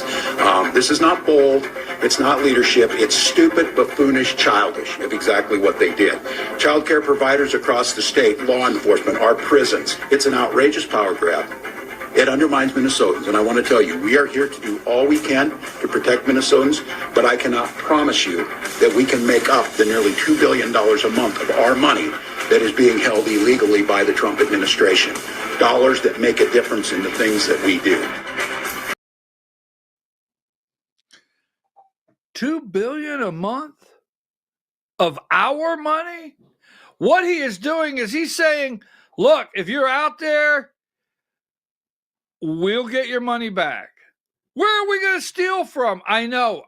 Relax. I know. All I have to do is say law enforcement. We will get $2 billion a month of our money. They have no idea what's going on yesterday. None whatsoever. They don't want to talk about DEI, woke, Green New Deal. They don't want to talk about how they're getting all this money and they're kicking up. I mean, the mafia, they kick up. They're stealing trillions of dollars. And give me, and then grandma. I mean, isn't this the saddest thing? Video 3. Even with the judge's pause, local programs like Meals on Wheels, which relies heavily on federal grants to deliver meals to elderly people, are scrambling to figure out how the policy could disrupt their service. I think the uncertainty, the chaos that has happened since last evening when we heard about this has caused a lot of grave concern on the part of older adults who rely on Meals on Wheels as a lifeline. Joining me now to talk about all we did was hear about this. We just heard something. And we're scrambling. We're scrambling. Right now, we heard about it. We have no idea what we're talking about. We don't know what's going on. But we heard about it. Where'd you hear about it? Who sent you the memo? Scrambling. They're scrambling right now. Since they heard about it. Look, I support Donald Trump tearing these walls down, building the wall on the southern border and tearing the walls down, protecting these criminals, protecting them. And this is the only way you can do it. Do it now. Do it. Get it over with. Now, the other part that I absolutely love, you got to go back to work. We're not the federal government. We got to get rid of these bureaucracies. We have to get rid of these people. Realistically, if you have 1,000 people and 500 are not showing up, out of the 500, let's say 375 are not working at all. We'll just say that for an example. They have to go. They have to go. We're gonna tell you, you have to go back to work. Now, here's what we'll do. If you come back in the office, let's say we don't need you and we look for a way to get rid of you, we'll buy you out. We'll make you a deal. You leave. And see, the minute they leave, we can cut that budget, cut that bureaucracy down, and put hiring freezes on where we can't replace these people. These are all the steps you have to take. You have to take to take down the deep state, end this bureaucracy. So, I'm looking for a couple graphics here. Number 9, Trump administration offers buyouts to millions of federal workers. Come back. We'll make you a deal. You leave. We'll buy you out. Let me see what others I have here. I have a couple more that I want to run through here. I got to go through Gary Peters' Senate hearing today. We got to talk about that.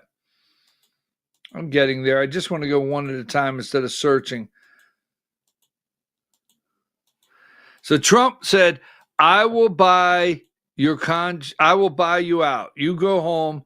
We will have it here. Here you go. Number 48, Diane. Trump offers 2 million federal workers buyouts with 7 months' salary to accelerate government purge. We will buy you out. Emails went out to 2 million federal employees Tuesday evening, offering them a chance to go on paid leave if they don't accept the new demand that they report to the office for work. You don't have to come back to work. We'll give you a check. You're done. You're done. You quit. You're out. One time only. Buyout. You're gone. Now, this happens every day in the private sector. I know this is not the private sector. It is your tax money, but it happens every day when they want to cut down. They take a group of people. We'll give you so much money, you go home. Move on. So that's what Trump's doing here. He's going to buy them out. You go home. Don't come back. Number 49. Trump offering buyouts to all federal workers. The White House issued a memo Tuesday offering to pay federal workers who don't want to return to the office through September 30th as long as they resign by February 6th. The action, first reported by Axios, marks an acceleration in President Trump's already unprecedented purge of the federal workforce. We must purge the federal workforce, right? We must stop the theft of our money. Driving the news, the Office of Personnel Management described the offer as administrative leave with pay and benefits. So employees who wish to resign were told, select reply to this email. You must reply from your government account. A reply from an account other than a government will not be accepted. All right. Type the word resign into the body of the reply email. Hit send.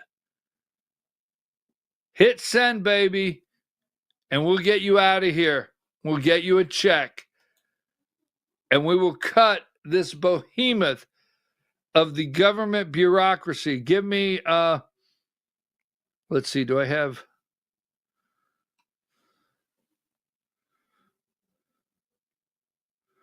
Where's it at?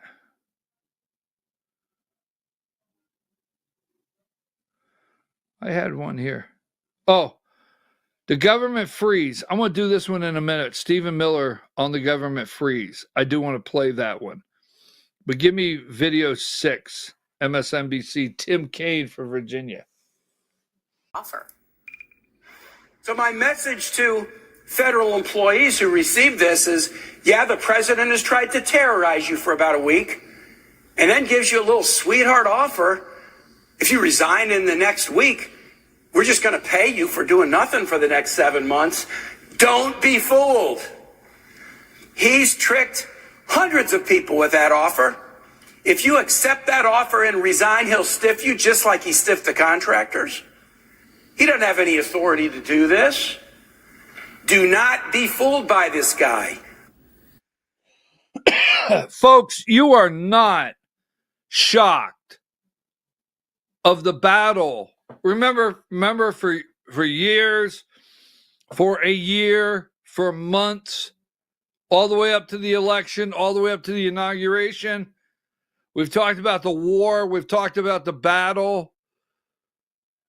Every single thing Trump promised on the campaign trail, these are all promises he made the American people.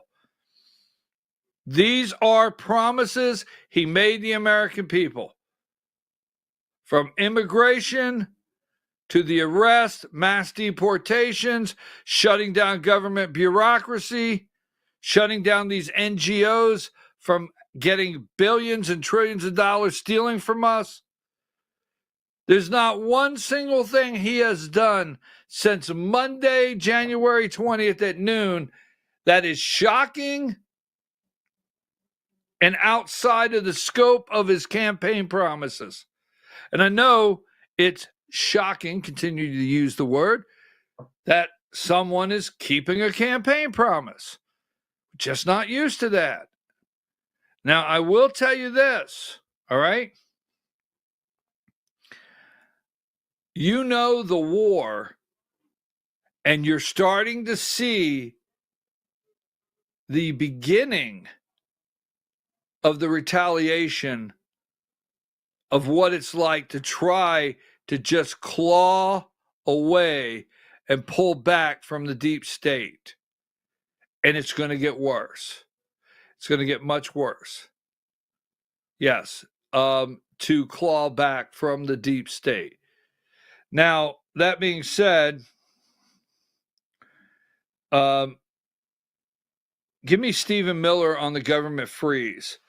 CNN video 1. As the guidance was not as widespread as reported. There were some bureaucrats in the federal government who tried to push out money, billions of dollars, for wicked and pernicious purposes that had to be frozen. The White House trying to suggest that. Now, I had to work on pernicious. I was like, don't say pernicious. Pernicious. What'd he say? I told you that. Trying to push out billions of dollars for wicked and pernicious motives. We told you that. They're trying to push billions of dollars out the door. And the sheriff said, freeze. Don't take another step. That's all that happened. But cancer, grandma's meals, Medicare, Medicaid, children,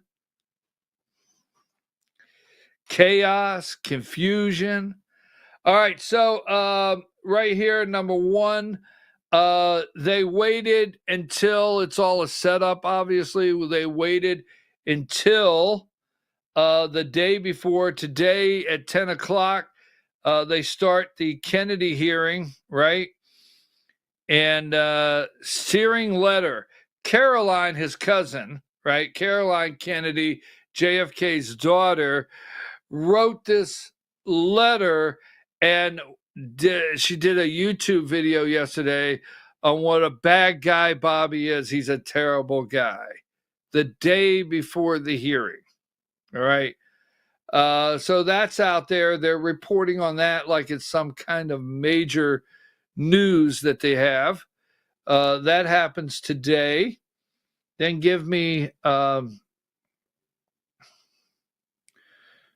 number, let's see, 26, going after Bobby Kennedy. Now 27, today the hearing, 27, that's today, and Kelly Loeffler for Small Business Administration. Tomorrow, January 30th, Kennedy Part 2, Tulsi Gabbard, Kash Patel. Now, Republicans will probably, to me, may end up being our real problem on the Kennedy Tulsi Gabbard. And I'll tell you why, is they're trying to save all of the state party. We'll talk about that in a minute. All of your state party apparatuses across the country, they're trying to save the establishment. They're trying to save the institution of what Republican Party, means to you. It's the institution they want to save. And these two, Kennedy and Tulsi Gabbard, they're not members. No, they're not members. Give me video. Let's see. Tulsi Gabbard, give me video 7. RFK, but here Tulsi Gabbard, who I guess we keep hearing is the one that's in the nominee in the most trouble right now. Yeah, if these nominees were Democrats, these Republican senators rightly would be yelling and screaming about everything you just laid out. It was Tulsi Gabbard, they say she's in the most trouble. RFK Jr. and Tulsi Gabbard are not in the Republican club. No, they're not in the Republican club. Tulsi is a great example. RFK, that to my knowledge, has not stood up and denounced the Democrat Party and joined the Republican Party. RFK Jr., to my knowledge, he was running as an independent because the Democrats were keeping him off the ballot, and he didn't get a fair shot at a primary against Biden or others, so he ran as an independent. But to my knowledge, RFK never stood on the stage and denounced the Democrat Party and became a Republican. That's one thing. Now, the other thing is Tulsi Gabbard did. She did get on the stage and denounce the Democrat Party and say, as of this day, I am a Republican and I'm joining the Republican Party. She did that. Now, the other side of that is in the Republican Party, we have we're glad you're here, but doesn't mean you can do things, doesn't mean you can be on the committees. It does not mean you can run the party. We have people right in the Republican Party, and they're the establishment. They've been there for years, and they like when you come in the room and say, I'm a Republican and I'm new. They cheer for a minute, but then if you say, well, I want to run for chairman of the party in this county or whatever it may be, whoa. We told you could come and get a chair, and we're going to pretend like we're real happy you're here, but you mean you want to... No. You can't do that. So Tulsi Gabbard she's not part of the establishment, but she did denounce the Democrats and join the Republican Party. So both of them will struggle, probably based with the Republican Party. I like this one here, 23.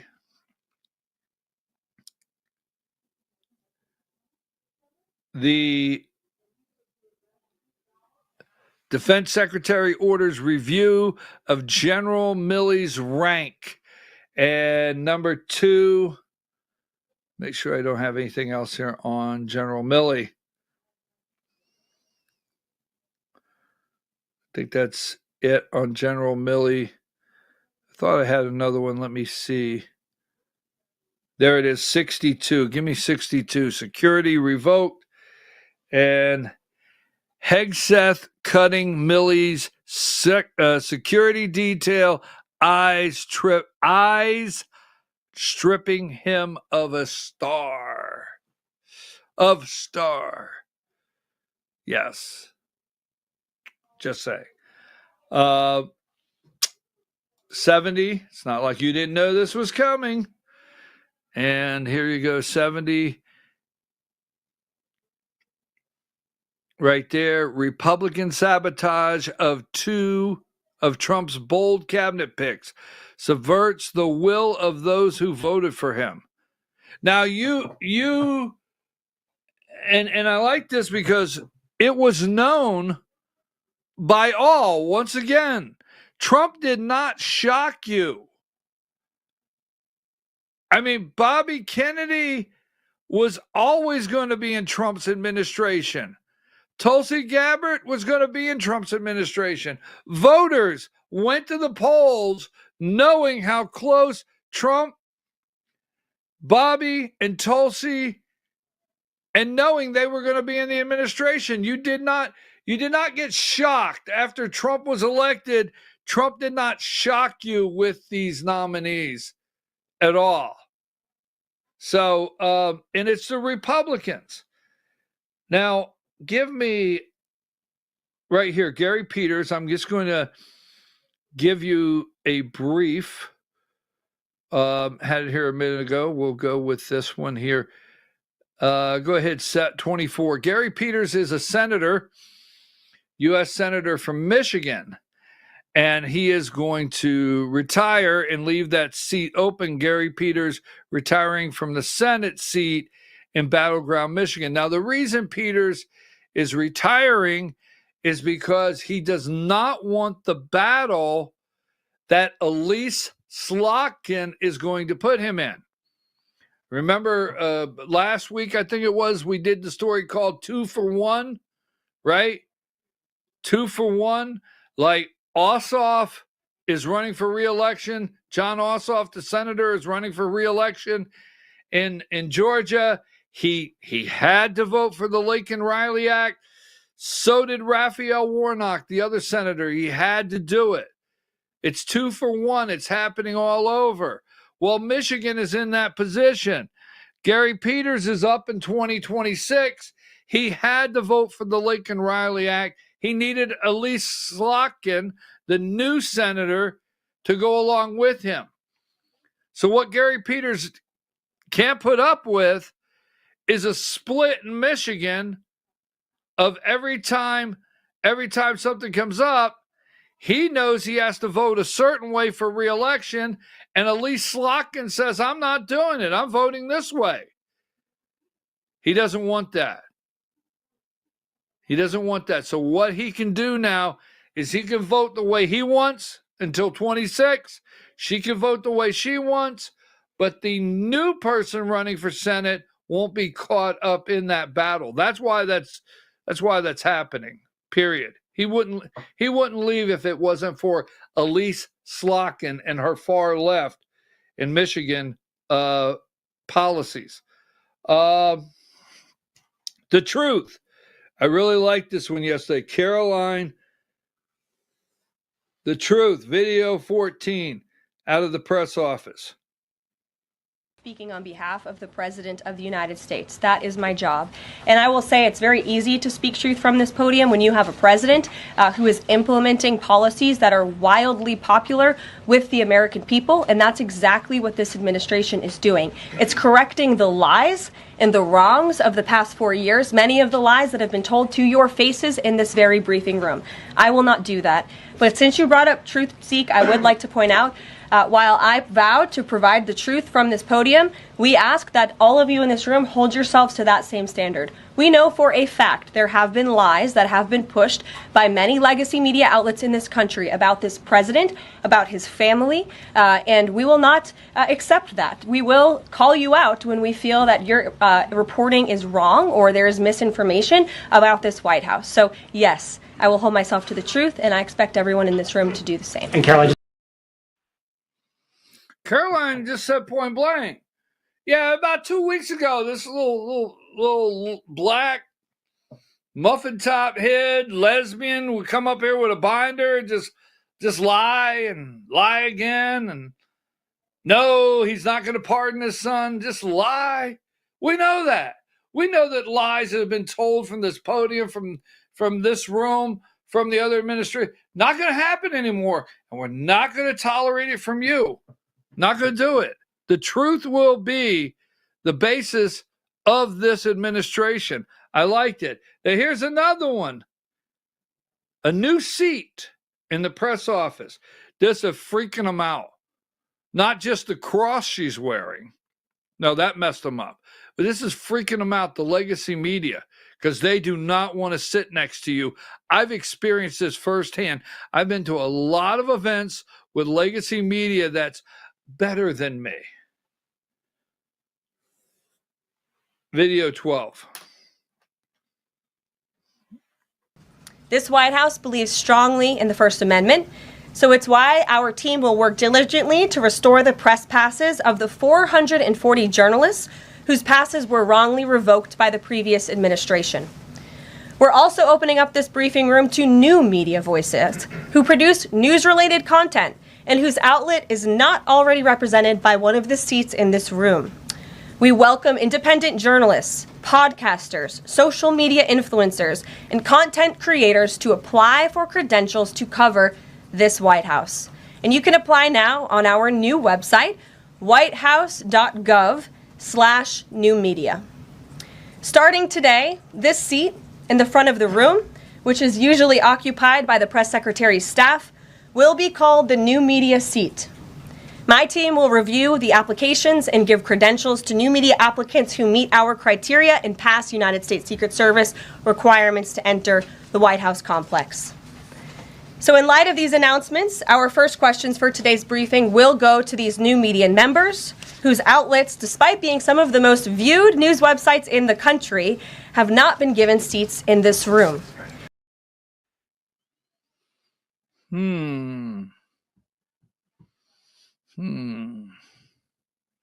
Sitting right next to ABC. Who are you? Hey, I'm a social media influencer. What? Who are you? Oh, I'm on TikTok. Oh, you can't beat it. You can't beat it. Now I've got to go. It's going to be time for the Georgia Hour. The Georgia Hour coming up right after this. But, so I was thinking this morning, I'm putting all this together. This is number 45. All right.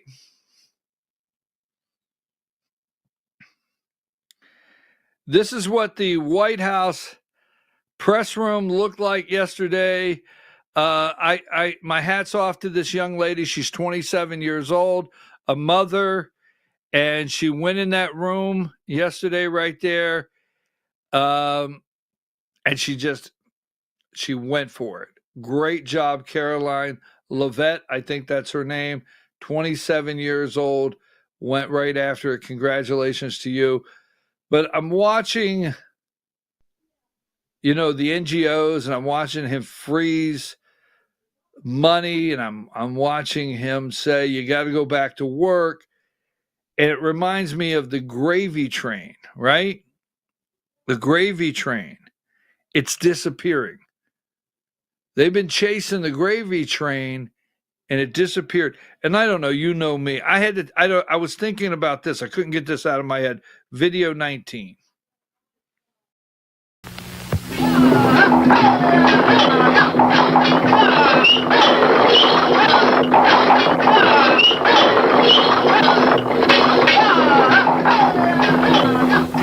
A dog can get mighty hungry when he doesn't get his chuck wagon, because dogs love the soft meat-like chunks, the brown crunchy bits, the rich broth chuck wagon makes when you add. Tim Waltz and Prickser and all of them can get awful hungry when they don't get their chuck wagon. They don't get their chuck wagon. When the gravy train ends, they can get awful hungry. The gravy train ends. I couldn't get that out of my head. So, all right, I have to go. Now, how many of you, I want to know, have ever heard of have you ever heard of Little Jimmy Dickens? Little Jimmy Dickens, country music star, 50s, 60s, 70s, 80s, 90s. He did the video with Brad Paisley, Gone Fishing, whatever. Little Jimmy Dickens, you ever heard of him? Give me number. This came out of the milk box. Remember, I showed you this morning, the milk box. Property of Pervin Dairy Company, 1969. My mom brought me this milk box. It is loaded with stuff I'm going through. There was some old pictures in the milk box. Number 76.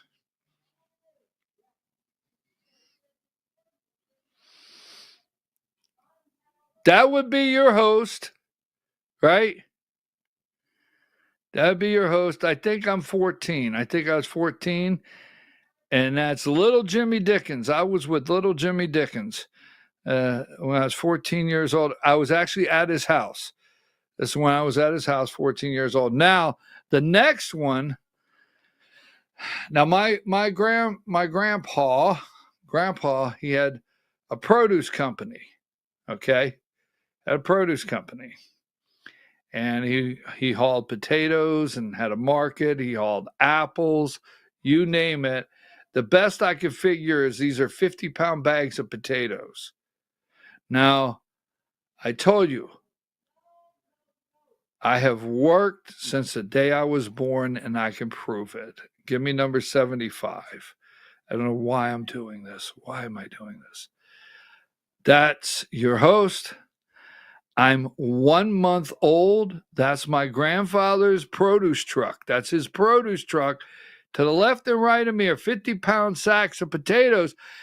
I would not be shocked if my grandpa wasn't saying, now look, kid, as soon as you can, you're going to unload those potatoes. I would not be shocked you didn't know him. So anyhow, so I could prove the next time you say, I had to picture one time my grandpa had me carrying apple boxes when I was 8. Been working since the day I was born. Working like a dog. All right, the Georgia Hour. The Georgia Hour. We have a lot to report on Georgia when we return. Take a break.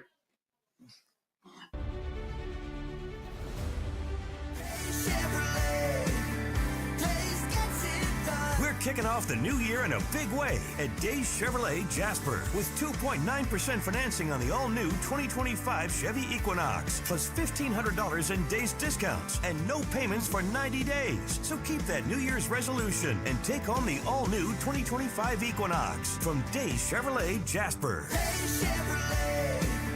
Days gets it done. Together, let's drive.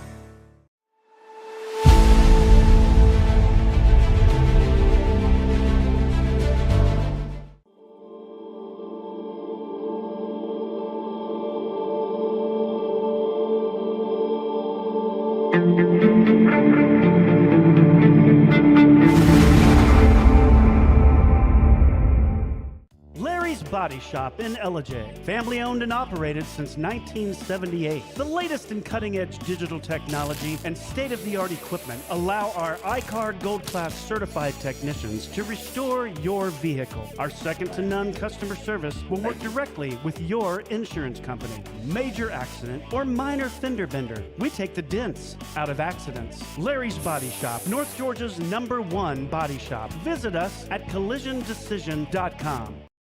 Why give your money to liberal media companies? Put your marketing needs in the hands of a conservative marketing professional and start getting results today. FYN Media Group, one of the top digital marketing agencies in Georgia, specializes in website design and hosting, social media promotion and management, and so much more. Visit FYNmediagroup.com or call 706-889-3564 for a free consultation. Ladies, when you wear elegant jewelry, you become a force to be reckoned with. You shine brighter than the stars in the sky, and your inner beauty radiates like the sun. So embrace the magic, embrace the elegance, and let your jewelry be a reflection of your true, authentic self. My friends over at North Georgia Diamond know what a woman wants. Go see them for the perfect gift. And remember, when it comes to elegance, there's no such thing as too much. Come see us at North Georgia Diamond. We're igniting passion one sparkle at a time.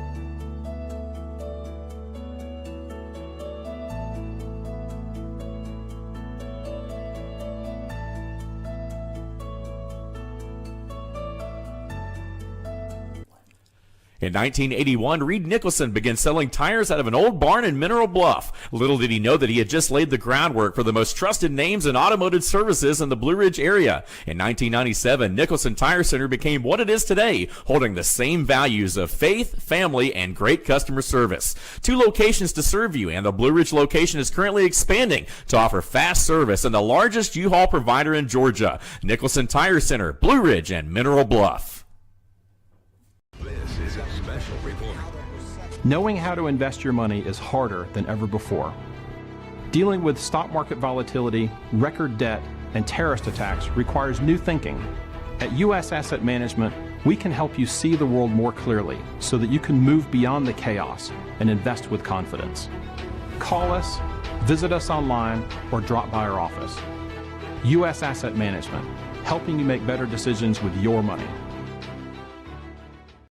Mesquite Grill, now offering online ordering for your convenience. Check out our new website at mesquitegrillbr.com. That's mesquitegrillbr.com. The great food and service you have come to expect, ready for you when you arrive. Open 7 days a week with a fully stocked bar and friendly service. Bring your furry friends with you and dine on our pet-friendly patio. Also, check out our catering options and let us prepare delicious food for your next event.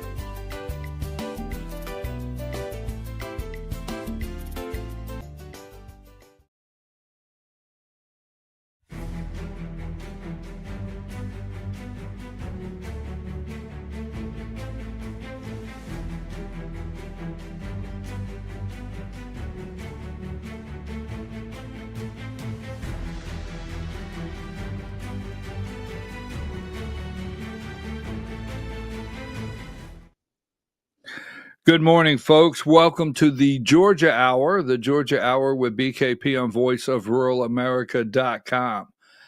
So, yesterday was a joint session of Congress, or when I say Congress, a joint session for the Georgia State Legislature, senators and members of the House got together. And number 72, State Senator Colton Moore was State Senator Colton Moore. There you go. Georgia State Senator claims victory on return to the State House. So yesterday they had a joint session in Atlanta. I think most of you know the story of not even, was it a week and a half ago, where they had a joint session and they would not let Colton Moore into the State House chamber.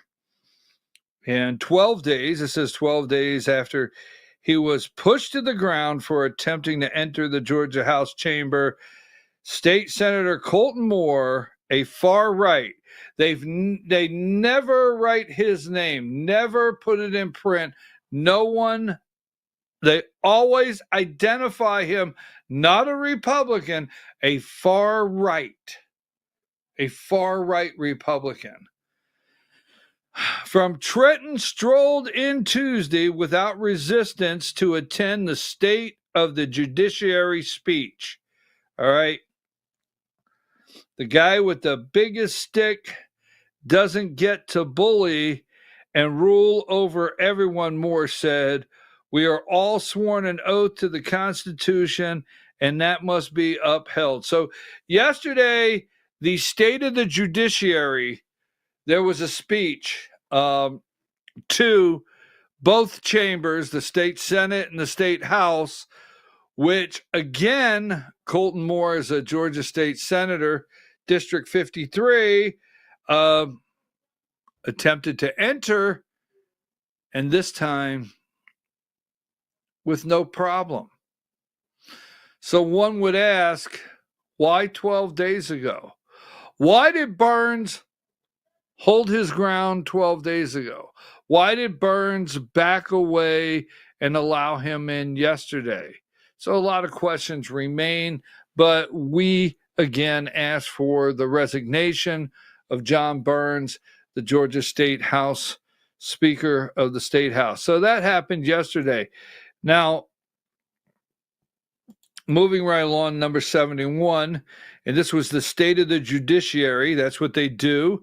And this is the Chief Justice, right? Georgia's top judge wants to scrap partisan judicial elections. So they are putting pressure to stop. Georgia's top judge urges state lawmakers Tuesday to end all remaining partisan elections for state judges, saying statewide efforts to politicize the courts are as concerning as increasing attacks and threats of physical violence against judges. In his third annual State of the Judiciary address, Georgia Supreme Court Chief Justice Michael Boggs said proposed legislation to end the few remaining partisan elections for probate and magistrate judges in Georgia has the full support of the impacted courts. So they want all judiciary in Georgia,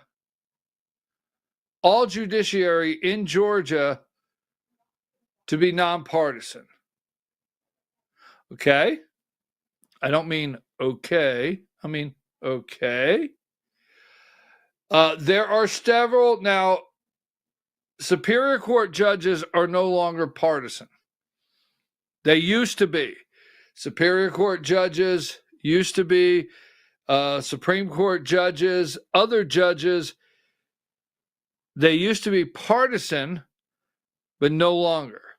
I do think, now this is off the top of my head, and I do think it's not every county.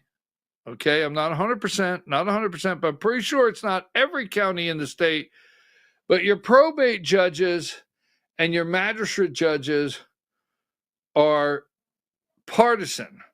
They run on a ticket. All right?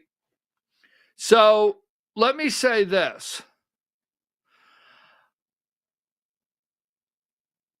If you're going to do that, and I don't think I agree with that, if you're going to do that, because they already want all your school boards to be nonpartisan, they want many of your city council elections to be nonpartisan. So if you're going to do that with the judges, all judges, then maybe take the ability for the governor to appoint away from the governor. The governor appoints. So should a Republican governor not appoint a judge, the rule of law, not like the Democrats? So just saying, that is something that's out there. We'll get further into that. I don't want to take much more time on the judges in Georgia.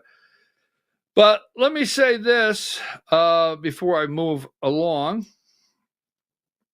We have the Thursday, right, tomorrow, Governor Brian Kemp will be giving a major press conference tomorrow in Georgia.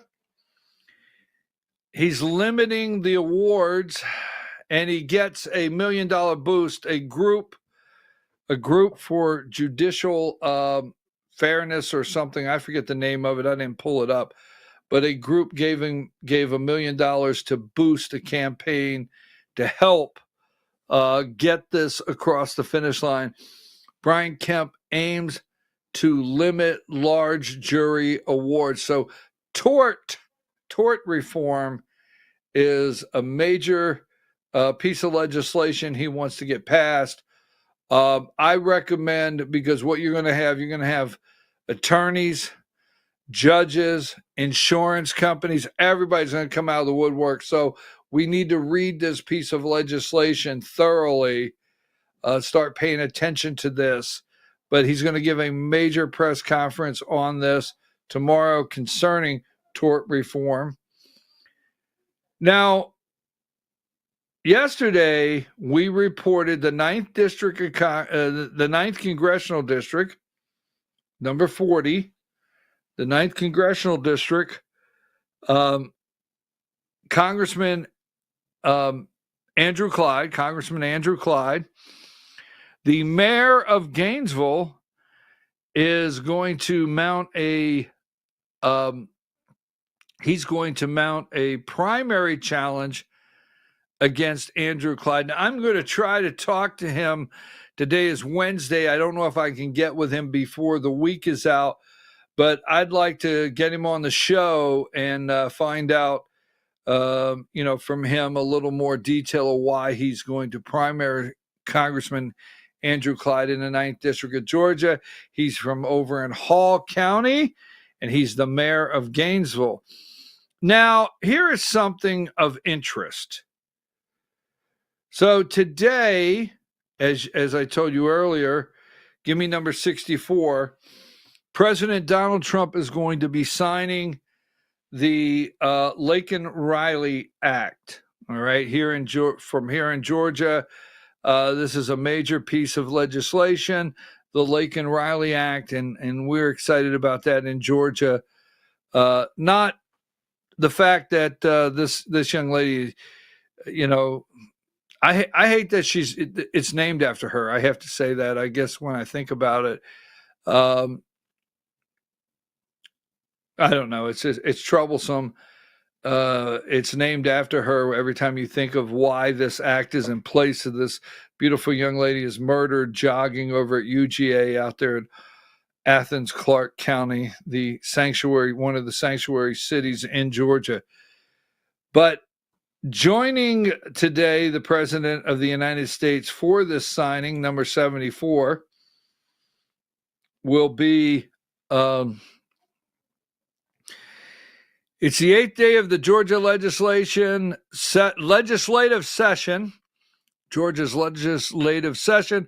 Lieutenant Governor Burt Jones, House Speaker John Burns, and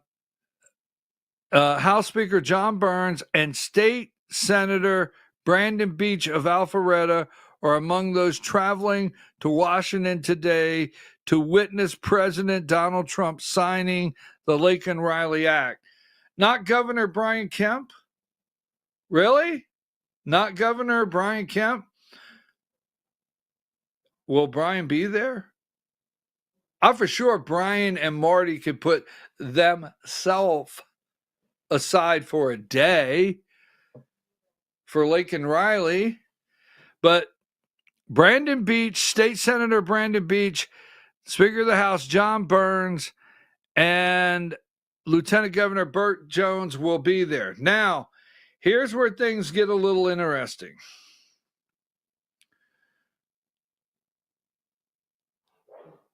I've been working on this for a week. And I wanted to get 3 different sources. And no one has come out and made announcements. But the 11th Congressional District in Georgia, the 11th Congressional District is Pickens County, Cherokee County, and down into Cobb County, the 11th Congressional District. Now, this guy here going to D.C. today, number 66, State Senator Brandon Beach, he has told several people, he has mentioned to several people that he is possibly going to be a candidate for Congress in the 11th District. Right? Brandon Beach, State Senator Brandon Beach, has discussed with several people, several sources out there, that he may be, until he announces, we'll leave the maybe on it, he may be announcing that he's running for Congress in the 11th District. what happens to the congressman of the 11th district? Give me number 65. Now, this is Barry Loudermilk. Congressman Barry Loudermilk of the 11th district. We understand that Congressman Barry Loudermilk is working to secure a position in the Interior, the Office of the Interior of the United States. He's trying to get a job with the Interior Secretary. That's what we understand. So it's very possible we're hearing that Barry Loudermilk, the congressman of the 11th district, could be moving into an office in the Interior Secretary's branch. That's what we hear. Now, we also hear that Brandon Beach, 66 State Senator Brandon Beach, would entertain a position with the administration in transportation. He'd like to be in transportation. But if he doesn't get something in transportation, and we're not for sure, he is definitely talking that he's running for the congressional seat in the 11th district. So we do anticipate changes in the 11th district. Now, I'm going to give you one to watch for in Georgia, the 1st congressional district, and that's Buddy Carter, okay? The 1st congressional district, Congressman Buddy Carter. A lot of talk that he has interest to run for Senate or retire. Don't know. Watch the 1st district. So I just wanted to bring that up. What is going on in a couple of the districts. We're going to take a brief break. When we come back, we're going to discuss a little bit about the Georgia GOP, and then I'm going to get out about 10 minutes early because I'll explain today, if you're new to the show, I've got some shoulder problems. Today is my appointment for my orthopedic surgeon to go. And I'll share with you, I had a bad shoulder night, is what I call it. So anyhow, we're going to take a break. We're going to come back. We got a couple things to announce on the Georgia GOP Inc. and what's going on there. And one more comment concerning HB 581. So take a break.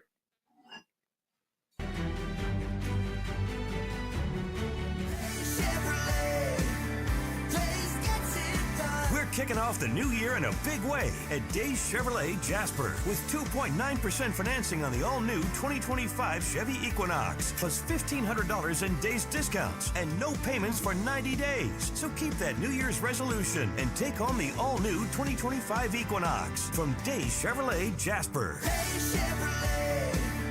Days gets it done. Together, let's drive.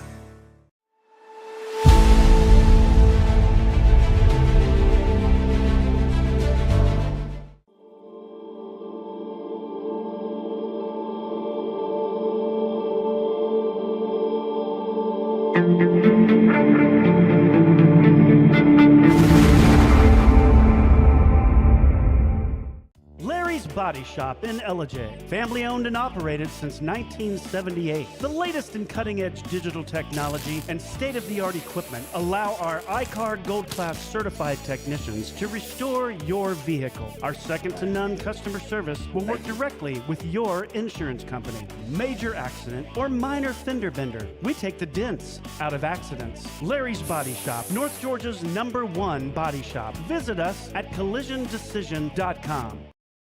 Why give your money to liberal media companies? Put your marketing needs in the hands of a conservative marketing professional and start getting results today.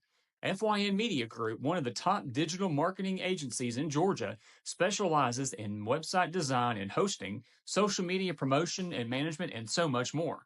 Visit fynmediagroup.com or call 706-889-3564 for a free consultation. Ladies, when you wear elegant jewelry, you become a force to be reckoned with. You shine brighter than the stars in the sky, and your inner beauty radiates like the sun. So embrace the magic, embrace the elegance, and let your jewelry be a reflection of your true, authentic self. My friends over at North Georgia Diamond know what a woman wants. Go see them for the perfect gift. And remember, when it comes to elegance, there's no such thing as too much. Come see us at North Georgia Diamond. We're igniting passion one sparkle at a time.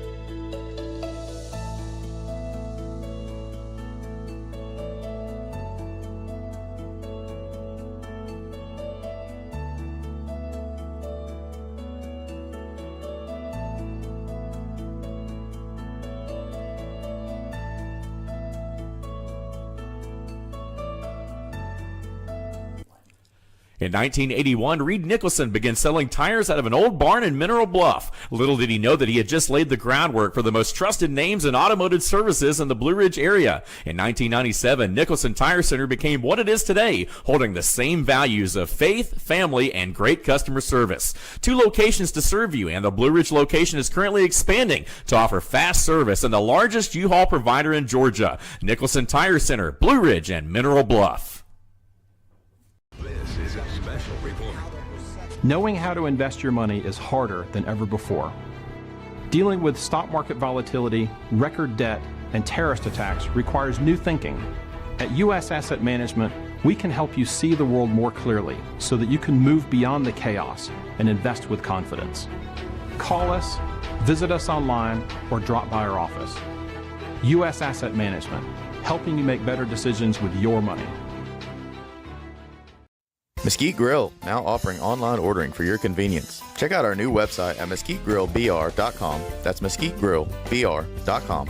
The great food and service you have come to expect, ready for you when you arrive. Open 7 days a week with a fully stocked bar and friendly service. Bring your furry friends with you and dine on our pet-friendly patio. Also, check out our catering options and let us prepare delicious food for your next event.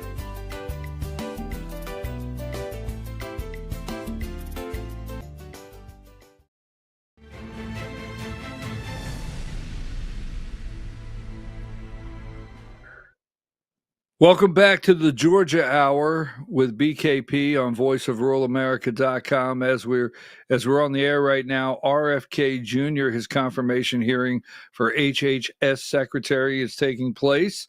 So we'll be watching that today with a full report tomorrow. You have to remember, I said this in the first hour, when it comes to RFK Jr., Tulsi Gabbard, Americans voted for Make America Healthy Again. They did. They voted for Make America Healthy Again. So we'll see what takes place. Now, Pam Bondi, the President Trump's pick for Department of Justice, the Attorney General, Pam Bondi, she has been voted out of committee, 12-10. 12-10 voted out of committee, and it is time for a full floor vote. So hopefully before the end of the week, we have Attorney General Pam Bondi.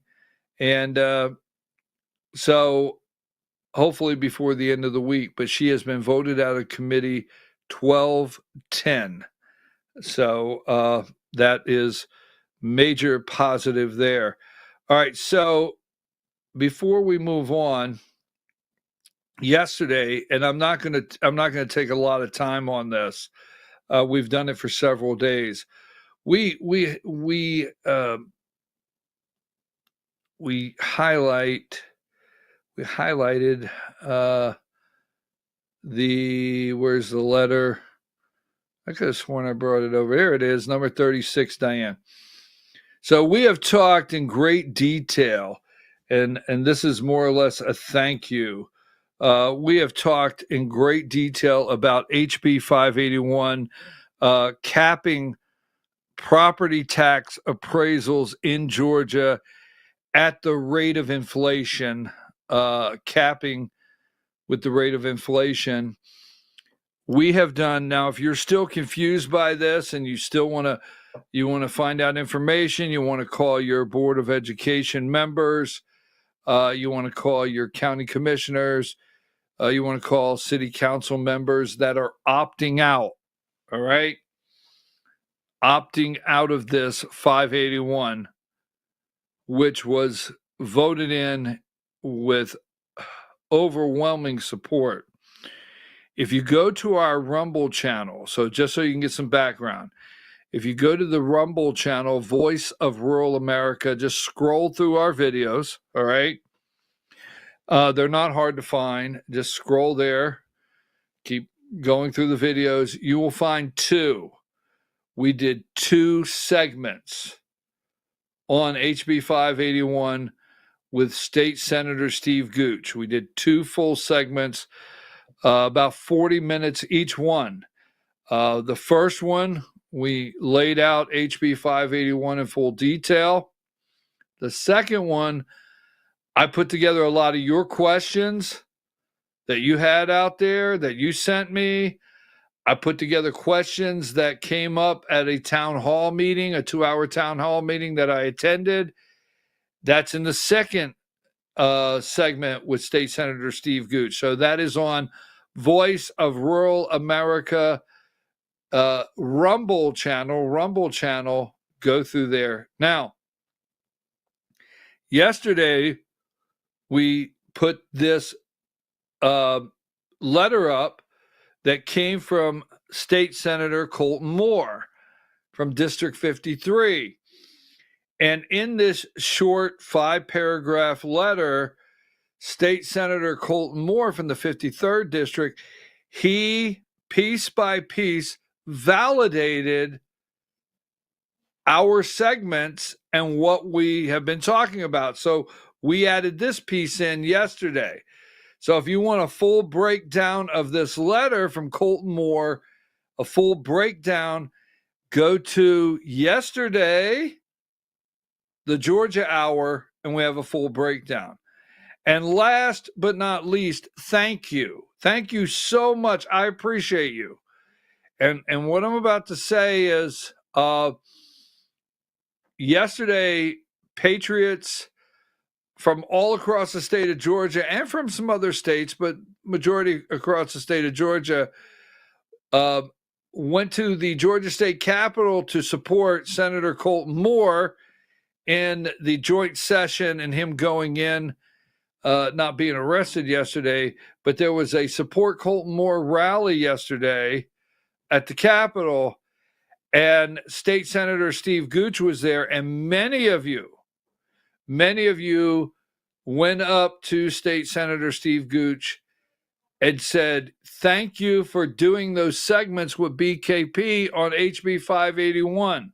So many of you went up, you watched the segments, and you went up and you thanked the State Senator Steve Gooch for doing the segments. So I appreciate you going up and saying hello to the state senator and letting him know what you watch BKP. I appreciate that very much.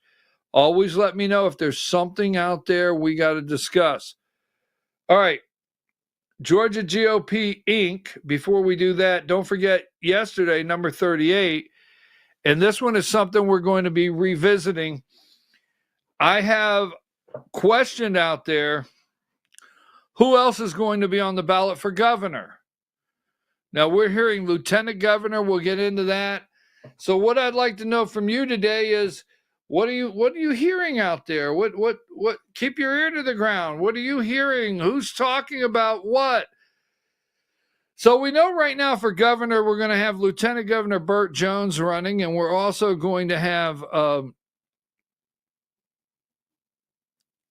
I got to check into something.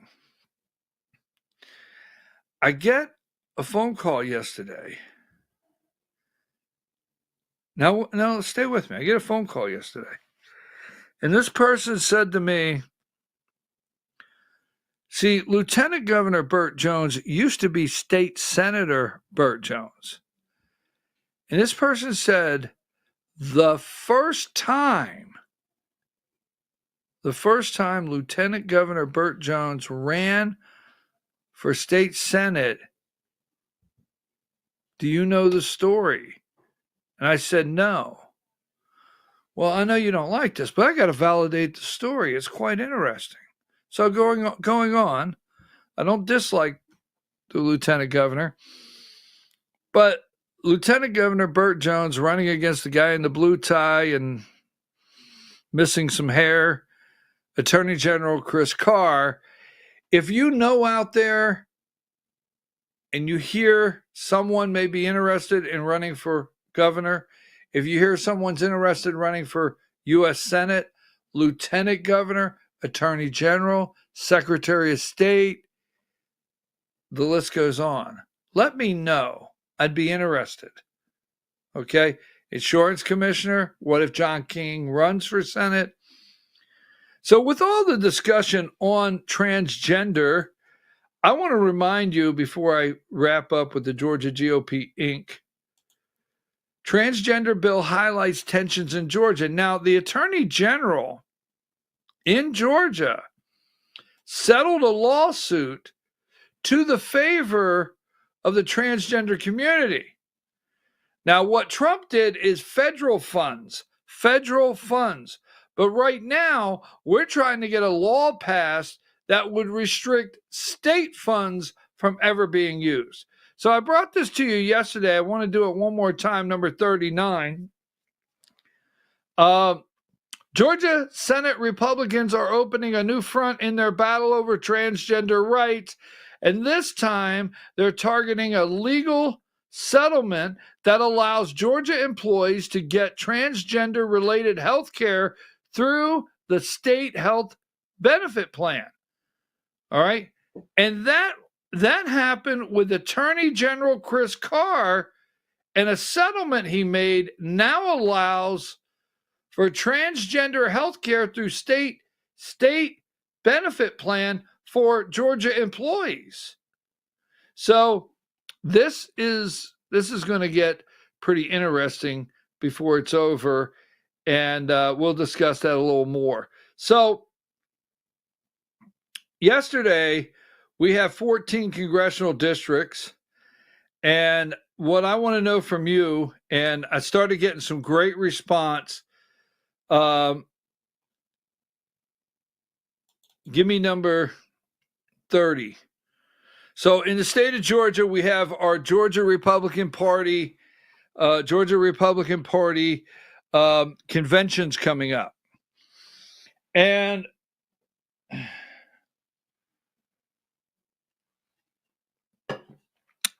let me make a controversial statement.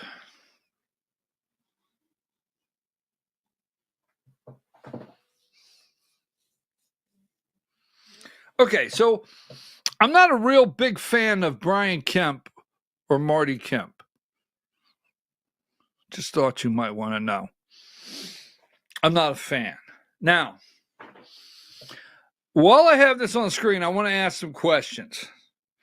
Now, 2026, the Georgia Republican Party, as is, they are not prepared for 2026.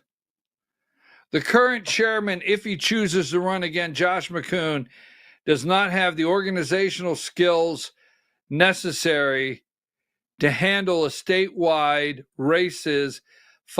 Look, you had Trump on the ballot. There you go. Trump was on the ballot. And I've told you over and over, and I'll go into further detail, all Josh McCoon had to do was stay out of the way and keep his buddy David Schaefer out of prison. Those are two things.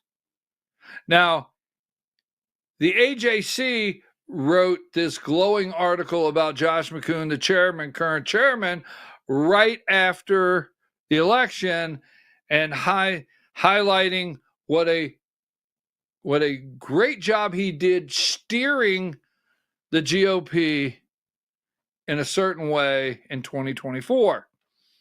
One being they didn't even put a period. They were very clear of my opinion that Brian Kemp wanted rid of me, your host. Yes.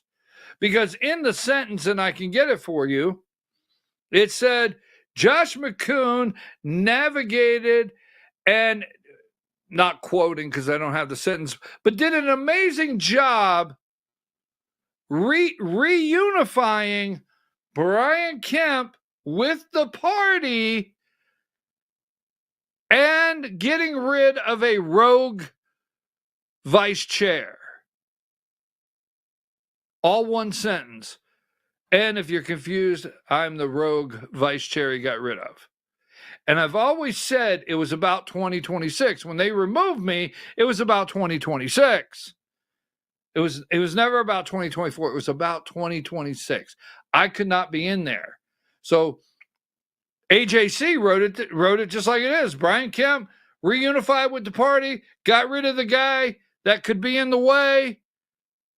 We're ready to move forward.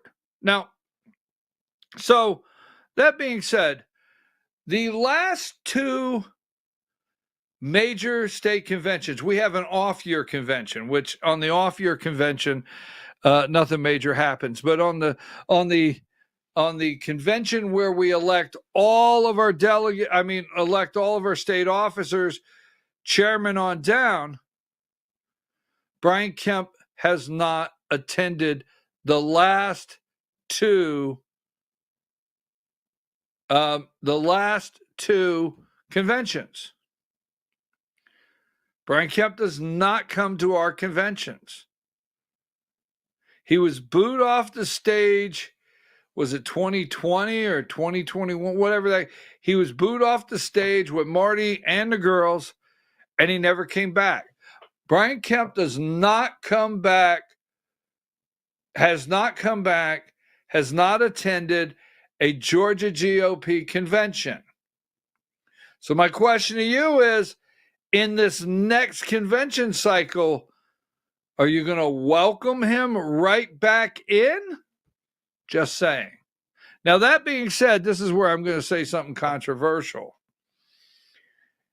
They have to take over every county GOP, every district GOP they can. They have to take them over. And they're working on it. The Brian Kemp machine, political machine, is enormous. The Brian Kemp political machine, I don't know of 159 counties in Georgia, but pretty close to every county in Georgia has tentacles in the area. Yes. That work within the group. And what they plan to do is they plan to take over the Republican Party for 2026. And here's what I mean by that, okay? Here's exactly what I mean by that. 2024 here, Trump is elected. This is the perfect time for them for the base to say, okay, what's next? Well, Josh McCoon had to stay out of the way for Trump. Trump won. End of story. Nothing else was major accomplishments. The accomplishments in Georgia, they were done at the district level. There were some district people, and there were some county people that did an amazing job. They did some great work. County, district, districts and counties did some great work. Some people did. But not the state level. Not the state coming in and helping any way they can. So Josh McCoon is not prepared, and I'm going to get past this because I'm going to explain to you what's about to happen. All right? But he's not prepared to get out there and we've lost 19 Georgia State House seats in 5 years, and we lost 5 Georgia Senate Republican seats, state Senate Republican seats, Republican Party in 5 years. Our trend line is the wrong way. End of story. He cannot manage. He doesn't know how to manage people. All right? He cannot manage governor, lieutenant governor, Secretary of State, AG, Board of Education, he cannot do it with State House. Can't do it. So we have to have new leadership. That's a must. And the new leadership must have 14 district chairs, and then 159. We have some unincorporated counties in the state. What do we got? 14 or something. So let's just say 145 right off the top of my head. County parties. That's the true unification that we have not had for years, is the county parties unified with the district, unified with the state. Period. So that's what we have to do, because if we don't, we're trending the wrong way. And it could be 2026 could be the year where state constitutional offices, 1 or 2, could go to the Democrats. Now, I just want to throw this out right now. It could be a lock. We got a lot of time, but Lieutenant Governor Burt Jones could be the nominee for the Republican Party for governor. Now, right now, the AJC pretends they like Burt Jones.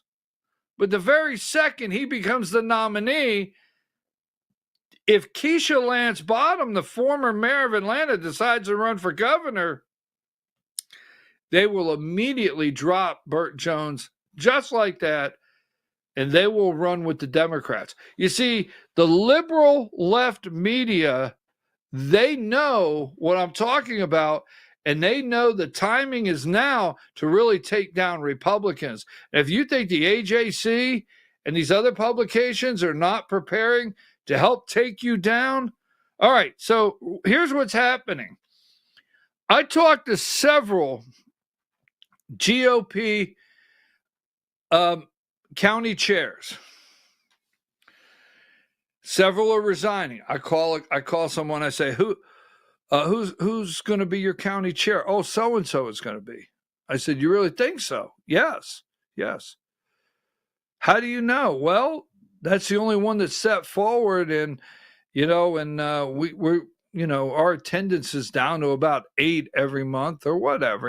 8, 20, whatever, and so that's who's going to be the county chair. So I called another one. I said, who's going to be your county chair? So-and-so is going to be the county chair. No one else is talking about it. There's a reason why. And let me tell you this on the county level. Kemp has a machine. All right? And Josh McCoon is in on it. Oh, yes. Josh McCoon gets really great raving reviews for bringing Brian Kemp back into the party. The Brian Kemp that did not support Donald Trump pardoning the J6 hostages, the Brian Kemp that does not like Donald J. Trump, the Brian Kemp and the Marty Kemp that probably voted for Nikki Haley in the primary. I mean, the list goes on with these people. But what they're doing is they're setting you up in these counties. And they're going to rush into your county conventions. They're going to rush into your county conventions and bring a whole team of people. You're going to go to the county convention on that Saturday morning and you're going to looking like, whoa, who are all these people?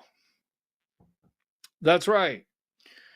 And they're going to put forward, it won't be long, right before the conventions, they're going to put forward different nominees for different offices. And they're going to ambush you at the last minute and come in and try to take over all the county parties. Now, what they're going to do on that same day is they're going to cheat. Yes, that's what they do. Yes, Republicans. They're going to cheat because on that same day, they're going to run in and try to lock in all the district delegates. They're going to try to lock out MAGA. Well, wait a minute. Didn't MAGA just elect Donald Trump in Georgia? They are going to do everything to try to lock out MAGA in the next 3 months in Georgia. They're doing it in Florida. They're doing it in Texas. The state party apparatus around this country, they're trying everything now to lock out MAGA. Oh, yes. You see, they know Donald Trump will never be on the ballot again. They know that Donald Trump, he's not going to run for a third term. So don't get that started. I'm not going to be there with that. They know Donald Trump will never be on the ballot again. They want to reclaim their party. They don't like the way Donald Trump made the party, turned the party. They don't like it. You have lost your mind if you think that group likes it. All right? Because I've often said it's not Republicans that came out and voted for Donald J. Trump. It's the American people. And the party apparatus, it is more important if you show up and you're wearing all kinds of ribbons, first prize, and you show up and you've got all these credentials and it's for the good of the party and you are the first vice chair and then the chair and then district and you got all these accolades, but you lose, that's not a problem. That's not a problem to these people. It's did you maintain the elite establishment, the pedigree of the party. That's what they got to turn it back into, and they're working on it. So the bottom line is you have to understand they're going to try to shut MAGA out. MAGA was enormous the last convention that elected state officers. MAGA was enormous the last convention that elected district chairs. Enormous. Great strides were made. But Donald J. Trump will not be on the ballot again, I said jokingly the other day, unless he wants to be the mayor of Mooseport. So he won't be on the ballot. And they're thinking 2026 is their chance to reestablish the party in their image and get rid of MAGA once and for all.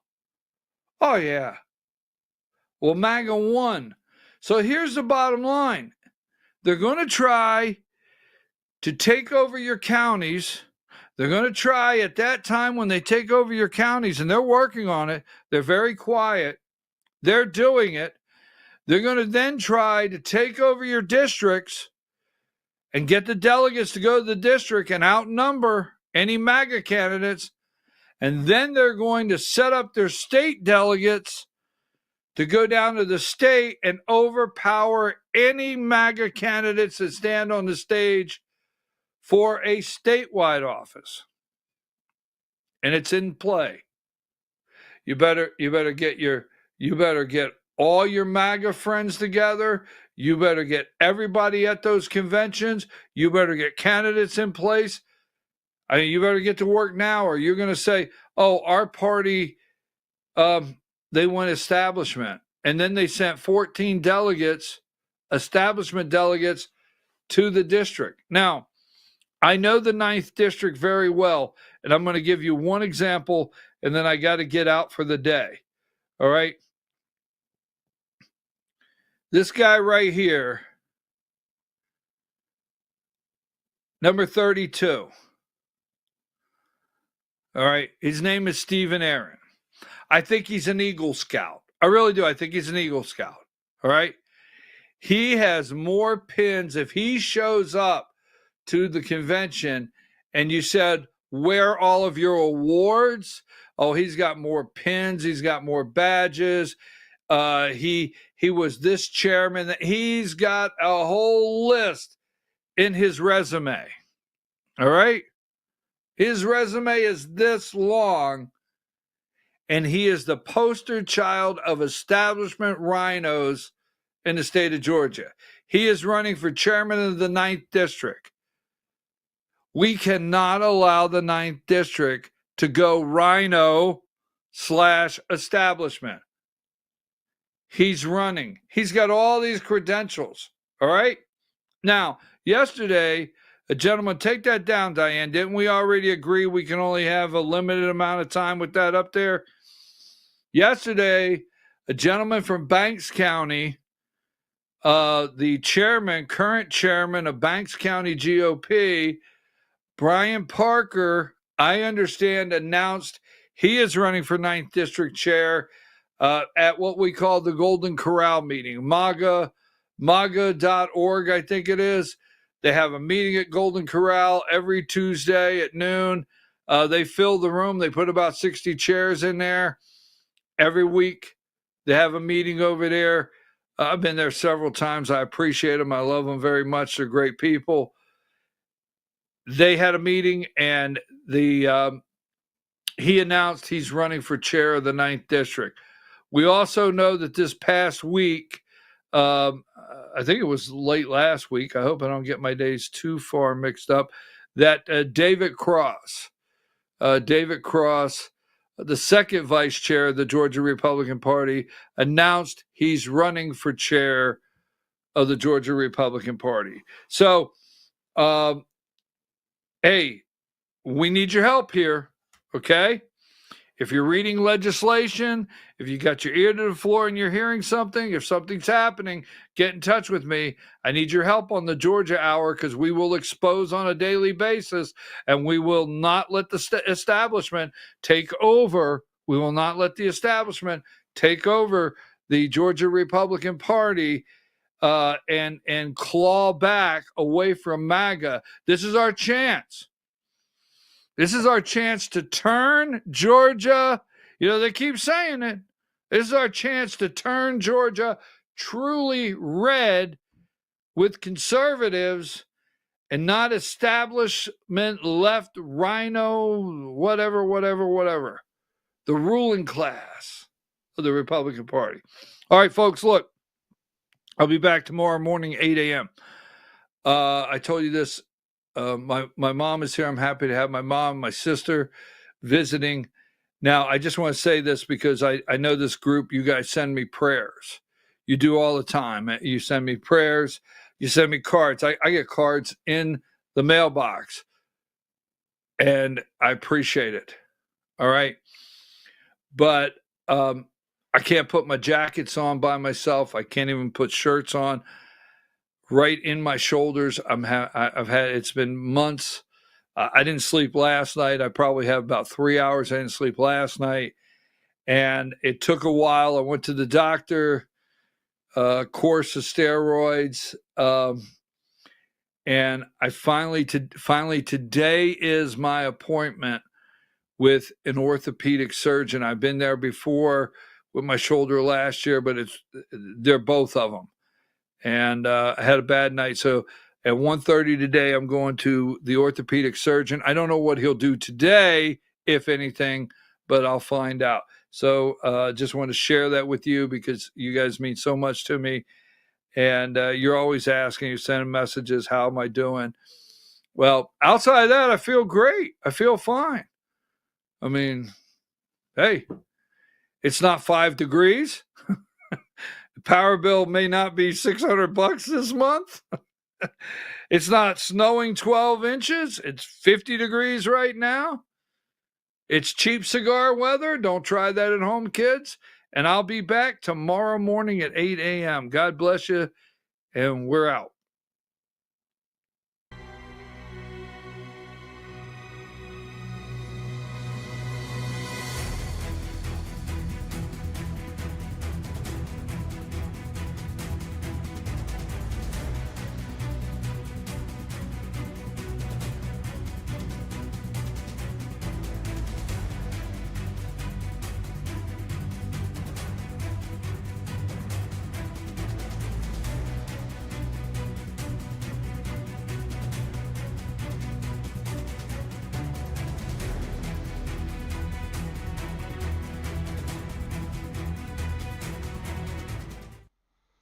Good morning or afternoon. I guess it's getting pretty close to the afternoon now.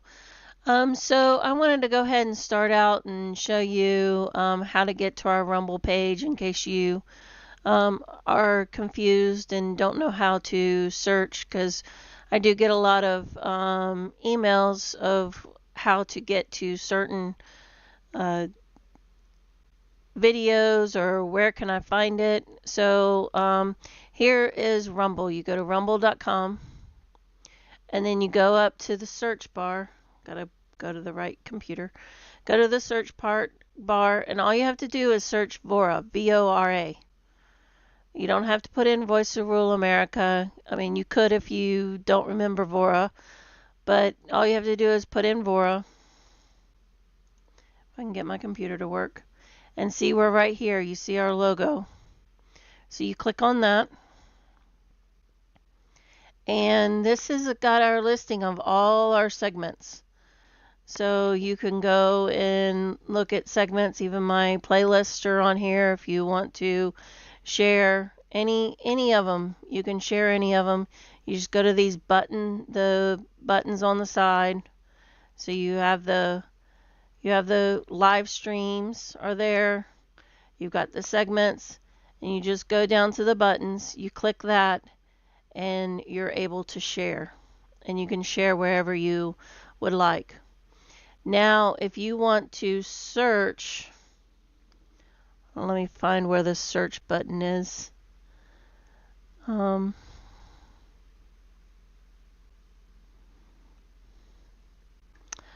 me see if this search, no, it's going to be on the whole thing. Maybe you go to videos. Hold on, I'm drawing a blank on how to get to where I need to go.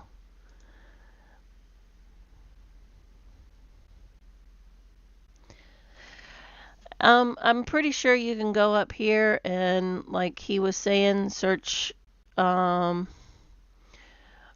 those 581 segments with Senator Steve Gooch. I think if you just search Gooch, they should show up.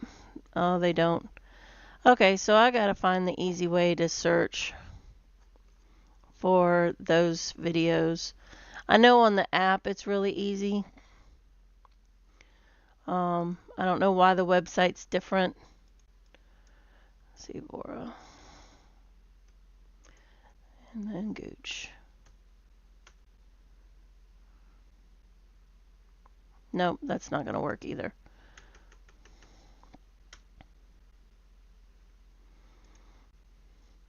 They should have a search bar down here underneath. But anyway, you can go here and you can go to the different pages. And for the ones with Steve Gooch,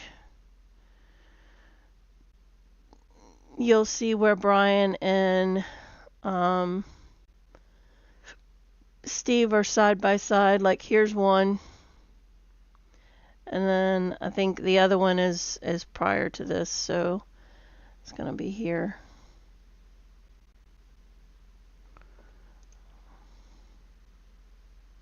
Yeah, here's the other one. So you might be able to even search HB 581 because I do have that in the title as well. But I'll figure out how to search within our channel itself and share that with you. Anyway, so let's go on to our what I want to talk about today.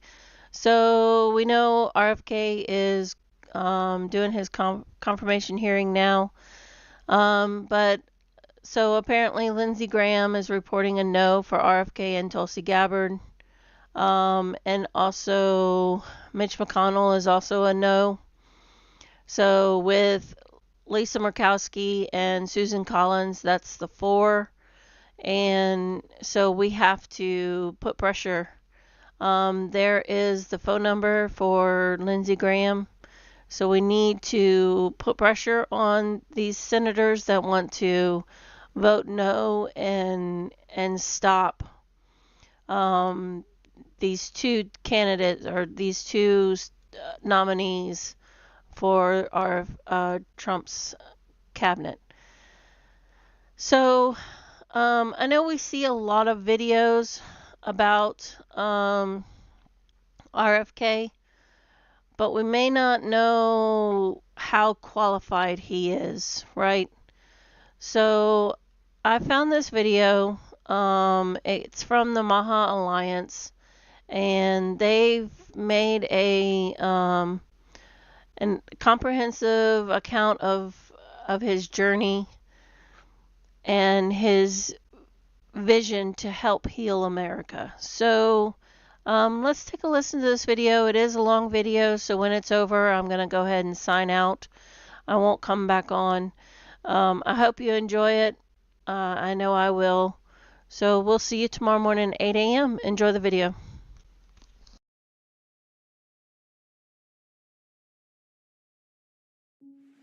With the courage to man who neither financial gain nor political ambition and change the direction of the United States of America. The fulfillment of our sacred trust. I want us to the gross national product does not allow for the health of our children, the quality of their education, or the joy of their play. The common threads woven by the pilgrim and the Puritan, the fisherman and the farmer, the Yankee and the immigrant, will not be and could not be forgotten. We as a people are strong enough, we are brave enough to be told the truth of where we stand. That we shall be as a city upon a hill. Few men are willing to brave the disapproval of their fellows, the censure of their colleagues, the wrath of their society. Here on earth, where the strong are just and the weak secure. Like it or not, we live in interesting times. We seem to have surrendered personal excellence and community values in the mere accumulation of material courage is a rarer commodity what America needs than today. bravery in battle or great intelligence. It measures everything in short. Will we truly men of except that which makes life worthwhile. Man who never ran out. It measures everything on in either the short. principles in which they except believed that which makes life or the people who believed in them. God's work can truly be our own. What your country can do for you, ask what you can do for your And it can tell us everything about America, except why we are proud that we are Americans.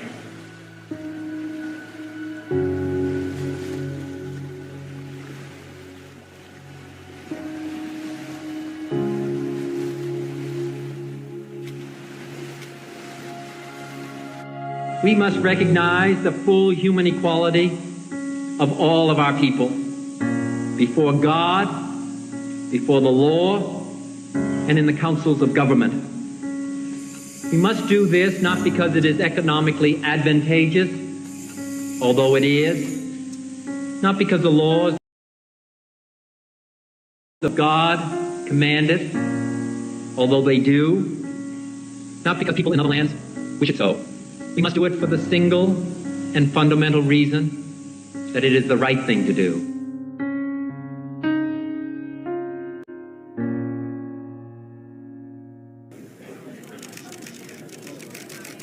Robert F. Kennedy Jr. For 19 years, I prayed every morning that God would put me in a position to end this calamity. It's the reason I've made the heart-wrenching decision to suspend my campaign and to support President Trump. Ultimately, the only thing that will save our country and our children is if we choose to love our kids more than we hate each other. Robert F. Kennedy Jr. is likely a name that you know. Perhaps you remember him from the tragic moments of his youth, standing beside his mother at a funeral of his slain father, or carrying the coffin to its final resting place.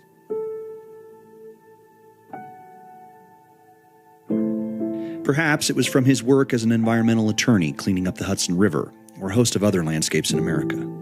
Many of us learned of him through his work on medical freedom and his boldness during the COVID-19 pandemic, and still others found out about him during his run for president in 2024 and subsequent endorsement of President Trump. Regardless of where someone first encountered him, his story is captivating and one that commands attention. After all, he is a Kennedy. The name is synonymous with politics and Camelot. The Democratic Party of the 20th century requires mention of this famous family, who in many ways were the conscience of their party. Their connection with the impoverished people of the country and their skepticism of the government they worked in endeared them to a generation of people. Their tragic ends are images forever embossed on the American aesthetic. Robert F. Kennedy Jr. was a torchbearer of his generation in the family. He championed the causes that were most in alignment with his father's. He worked tirelessly for environmental health and monitoring collusion-driven business and government. Whenever people were being taken advantage of by the powerful, he could be found championing their causes.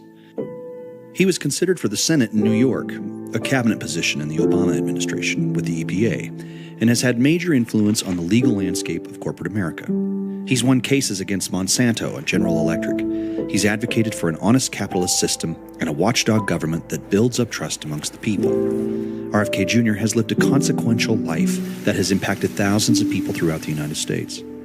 His 40-year career as an environmental attorney is an American success story filled with heroism and boldness. No one on the American political landscape has a more principled belief in how the government is supposed to work. His father's influence can be seen in nearly all of his actions. Those voices from his past have motivated his life and the work he has chosen. My father, when he came back one time from the Delta, he said, we were all at the dinner table when he came in, and he said, I was in a tar paper shack today. I was smaller than this dining room, and there were two families living there, and the children get one meal a day. And when you get older, I want you to help those people. And when we would go into Southeast Washington or Appalachia, he would say to us, these are your people. These are Kennedy people. He said, the other people, the big shots, the corporations, the millionaires don't need the Kennedys. They have lobbyists. They have PR firms. They have lawyers. And he said, these are your people. And these are the people you need to spend your life helping. If RFK Jr. had just spent his life doing the things he was doing, he would have continued his rise in prominence and would have been endlessly adored by the political class. In some ways, what he was choosing to do was a path that many expected. His entrenchment in the Democratic Party was clear and solidified. He spoke at their conventions, wrote for publications friendly to their causes. He was a venerated voice for progressive environmental ideology. Until one day, a mom arrived at his doorstep with evidence of something that couldn't be ignored. And then one of these women came to my home, and her name was Sarah Bridges. She came to it, she took out of the trunk of her car a pile of scientific studies that was 18 inches thick. She put it on my front porch, my stoop, and then she rang the bell, and then she pointed to that pile, and she said, I'm not leaving here till you read those. Her son, Porter Bridges, had been a perfectly healthy kid, got a battery of vaccines when he was 2. and lost the ability to speak. He lost the ability to, he lost his toilet training. He began headbanging and engaging in other stereotypical behavior like stimming, hand flapping, toe walking, and got an autism diagnosis. And the vaccine court had awarded her $20 million. His environmental work had always focused on toxins and habitats. He spoke widely on mercury in our waters and how devastating that had been for the fisheries. He called it the tragedy of the commons, that all of us suffer from the waste of others who skirt their environmental responsibilities. Mercury in the fish stopped the seminal experience of youth, catching a fish and bringing it home to eat. Our landscape had been poisoned by the behaviors of corporations who didn't clean up after themselves. It was something most people were supportive of stopping. But when mothers began showing up to his talks about mercury in the air and water, and not leaving until after he had heard their questions, his focus began to move towards finding out what was happening. And I was giving lectures all over the place. So these women start showing up at every lecture that I give. And they would come and sit in the front seat. And then afterwards they'd stay late. And they would ask to talk to me. As it turns out, they were all the mothers of intellectually disabled children. And they believed that their children had been injured by mercury in the vaccines. They would say to me in kind of a respectful but vaguely scolding way, if you're really interested in mercury contamination to exposures to children, you need to look at the vaccines. You know, I did enough research to show that the public health authorities were saying that these women were crazy.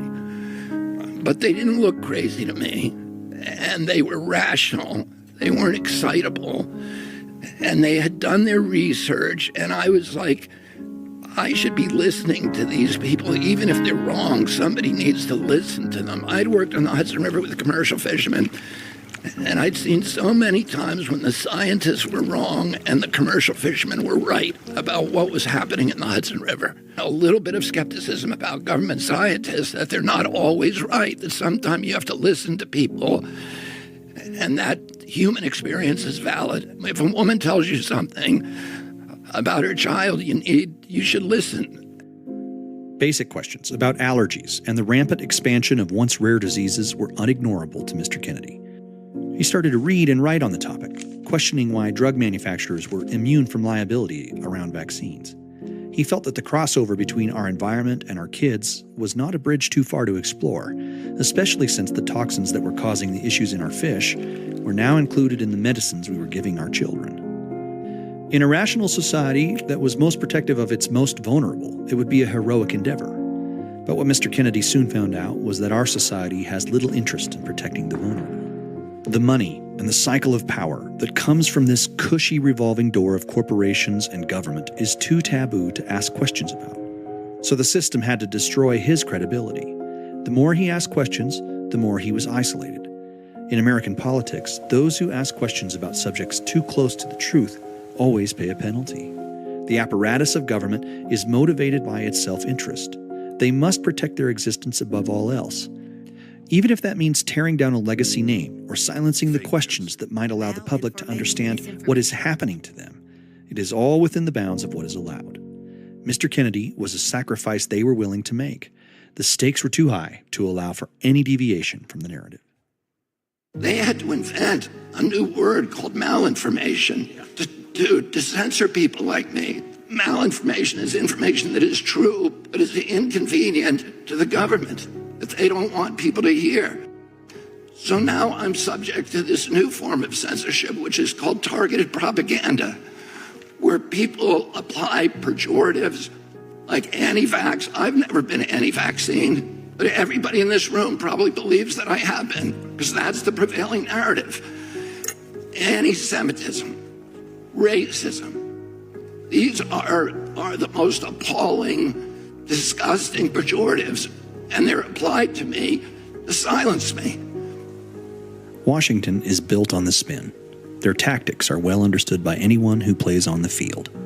What happened to Bobby Kennedy was well explained in the documentary Who is Bobby Kennedy by former Clinton campaign advisor Jay Carson. What generally happens with people like me is when we're done with the trench warfare of campaigns, which is low-paying and grueling work, Big corporations hire people like me to come inside and implement the playbook, defend them from attacks, and run an offensive attack against people that the corporation doesn't like or who is threatening the corporation.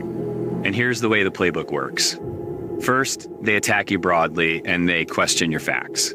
They say you're lying and it's ferocious. But if you keep on moving after that, they move on to character assassination. They take on who you are as a person. They dig up everything bad in your past and leak it to the press. If you had a fender bender, you're a reckless driver. If you paid a bill late, you're a deadbeat, and so on and so on. Every part of your life goes under their microscope. They try to embarrass you. They try to make you say this fight isn't worth what it's costing me, and you quit.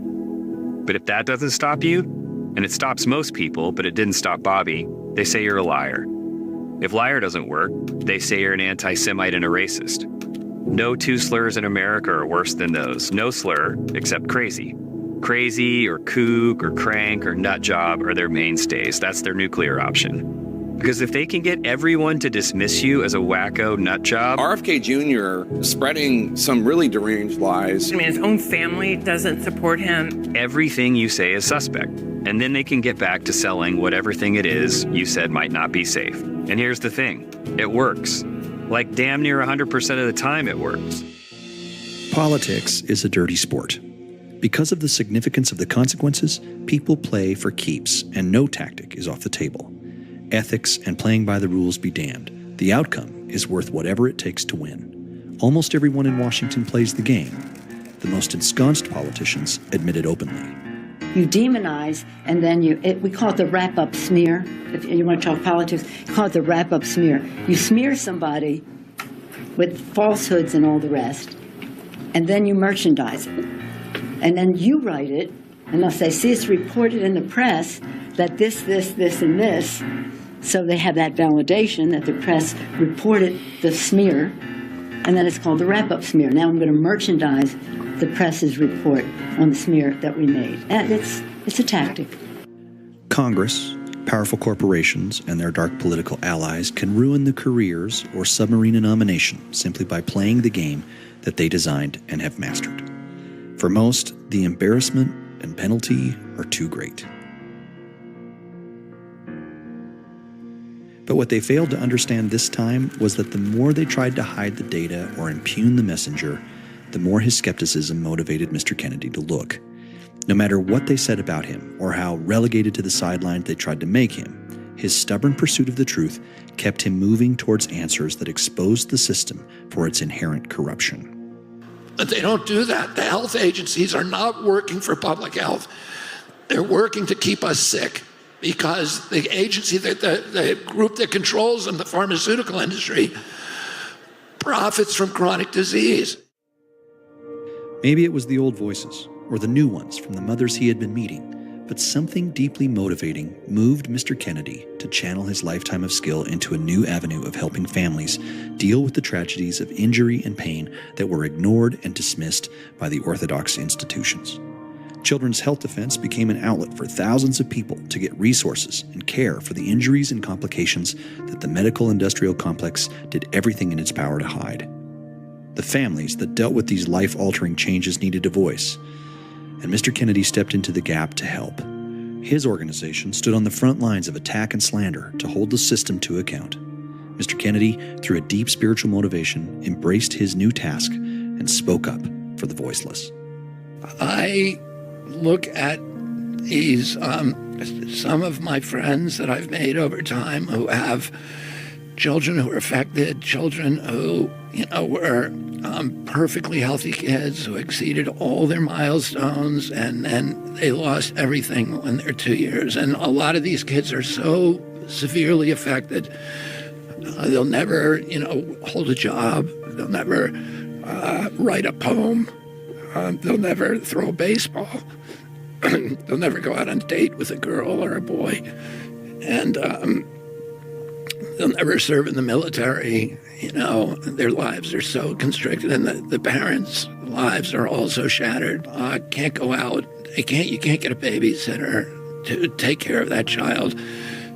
And the parents just stop going out on dates. A lot of them give up their jobs. Almost all of them their careers are really debilitated. And I see them going through that, and anything that I go through is like nothing. So I don't, spend any time thinking of myself. I just don't get frustrated by it, because all I have to do is think, I'm here for those parents, and and I'm lucky that I don't have to fight that battle, because I don't know what I would do. I don't know if I could take it. The breaking news, stay at home. That is the order tonight as the coronavirus pandemic spreads, ordering non-essential employees to stay home. These are not your hints.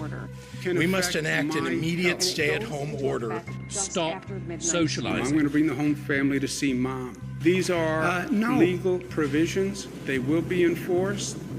Bars, restaurants, food courts, gyms, and other indoor and outdoor venues where groups of people congregate should be closed. Sometimes the world shifts and it's imperceptible. It takes years for people to understand what happened, and most don't feel or understand the change. However, in March of 2020, everyone felt a seismic movement of everything. A virus was released upon the people, and nothing would ever be the same. With each new edict from Washington, everything became harder. Schools and businesses were closed. The elderly were isolated from family. Funerals were postponed or never had. There were masks and social distancing requirements.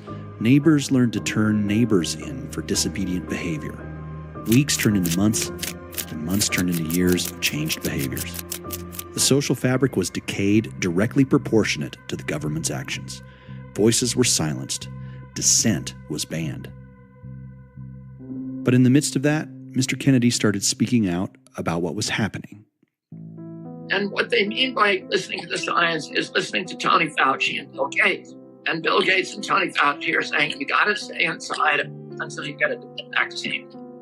And that's not what they originally told us.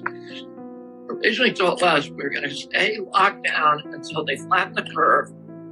And in order to avoid an early surge that would overwhelm our medical system and hospitals, we were going to allow the hospitals to gear up, to get the beds, to get the ventilators, to get the testing kits, to develop protocols, to get adequate therapeutics. And then we were going to release people back into society, back into our jobs, while isolating vulnerable populations, people with comorbidities, people with chronic disease, and seniors, but let the rest of us get the illness. But we had a mission creep. CNN wants us all locked in, and, Anderson Cooper's getting $12 million a year, and what does he care? He's saying we're all in this together. No, we're not all in this together. He's still getting paid. Most Americans are not getting paid anymore. And he's getting paid essentially by the pharmaceutical companies who are making all the money right now. For many, Mr. Kennedy became the best voice, speaking out against what we knew to be wrong. The system wound up on itself and utilized all of its force and pressure to try to get people to comply with the government edicts. It was filled with intense condescension from peers, people in media, and authority. Any alternative voices or differing ideas from the official narrative were silenced, and many were cut off from their social media accounts and pushed away from the normal channels of communication and relegated to the corners of the internet. But it never stopped Mr. Kennedy.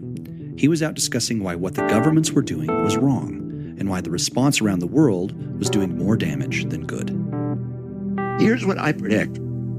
I predict you're going to be seeing Bill Gates and Tony Fauci week after week dampening expectations about the vaccine. They were originally saying it's a magical vaccine we're going to give to everybody, and everybody is going to be immune. And they're going to say, well, actually only 80% of people will get immune, and then they'll say 70%, and they'll say 50%, and then they'll say 20%, but it's still worth it to have 20%, and they'll try to sell us on that, okay? And they'll have no data that show that the people we actually want to protect, fragile elderly, people with comorbidities, people with chronic disease, that any of them get any benefit from it. They may be able to show that some kids don't get coronavirus, 3 months after they got the vaccine. And then they're going to say, well, the vaccine, it's not actually lifetime immunity.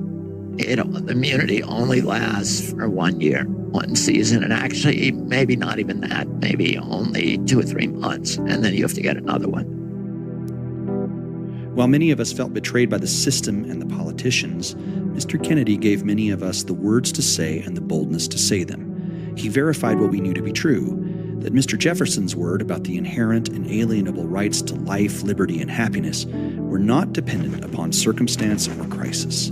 They were true at all times.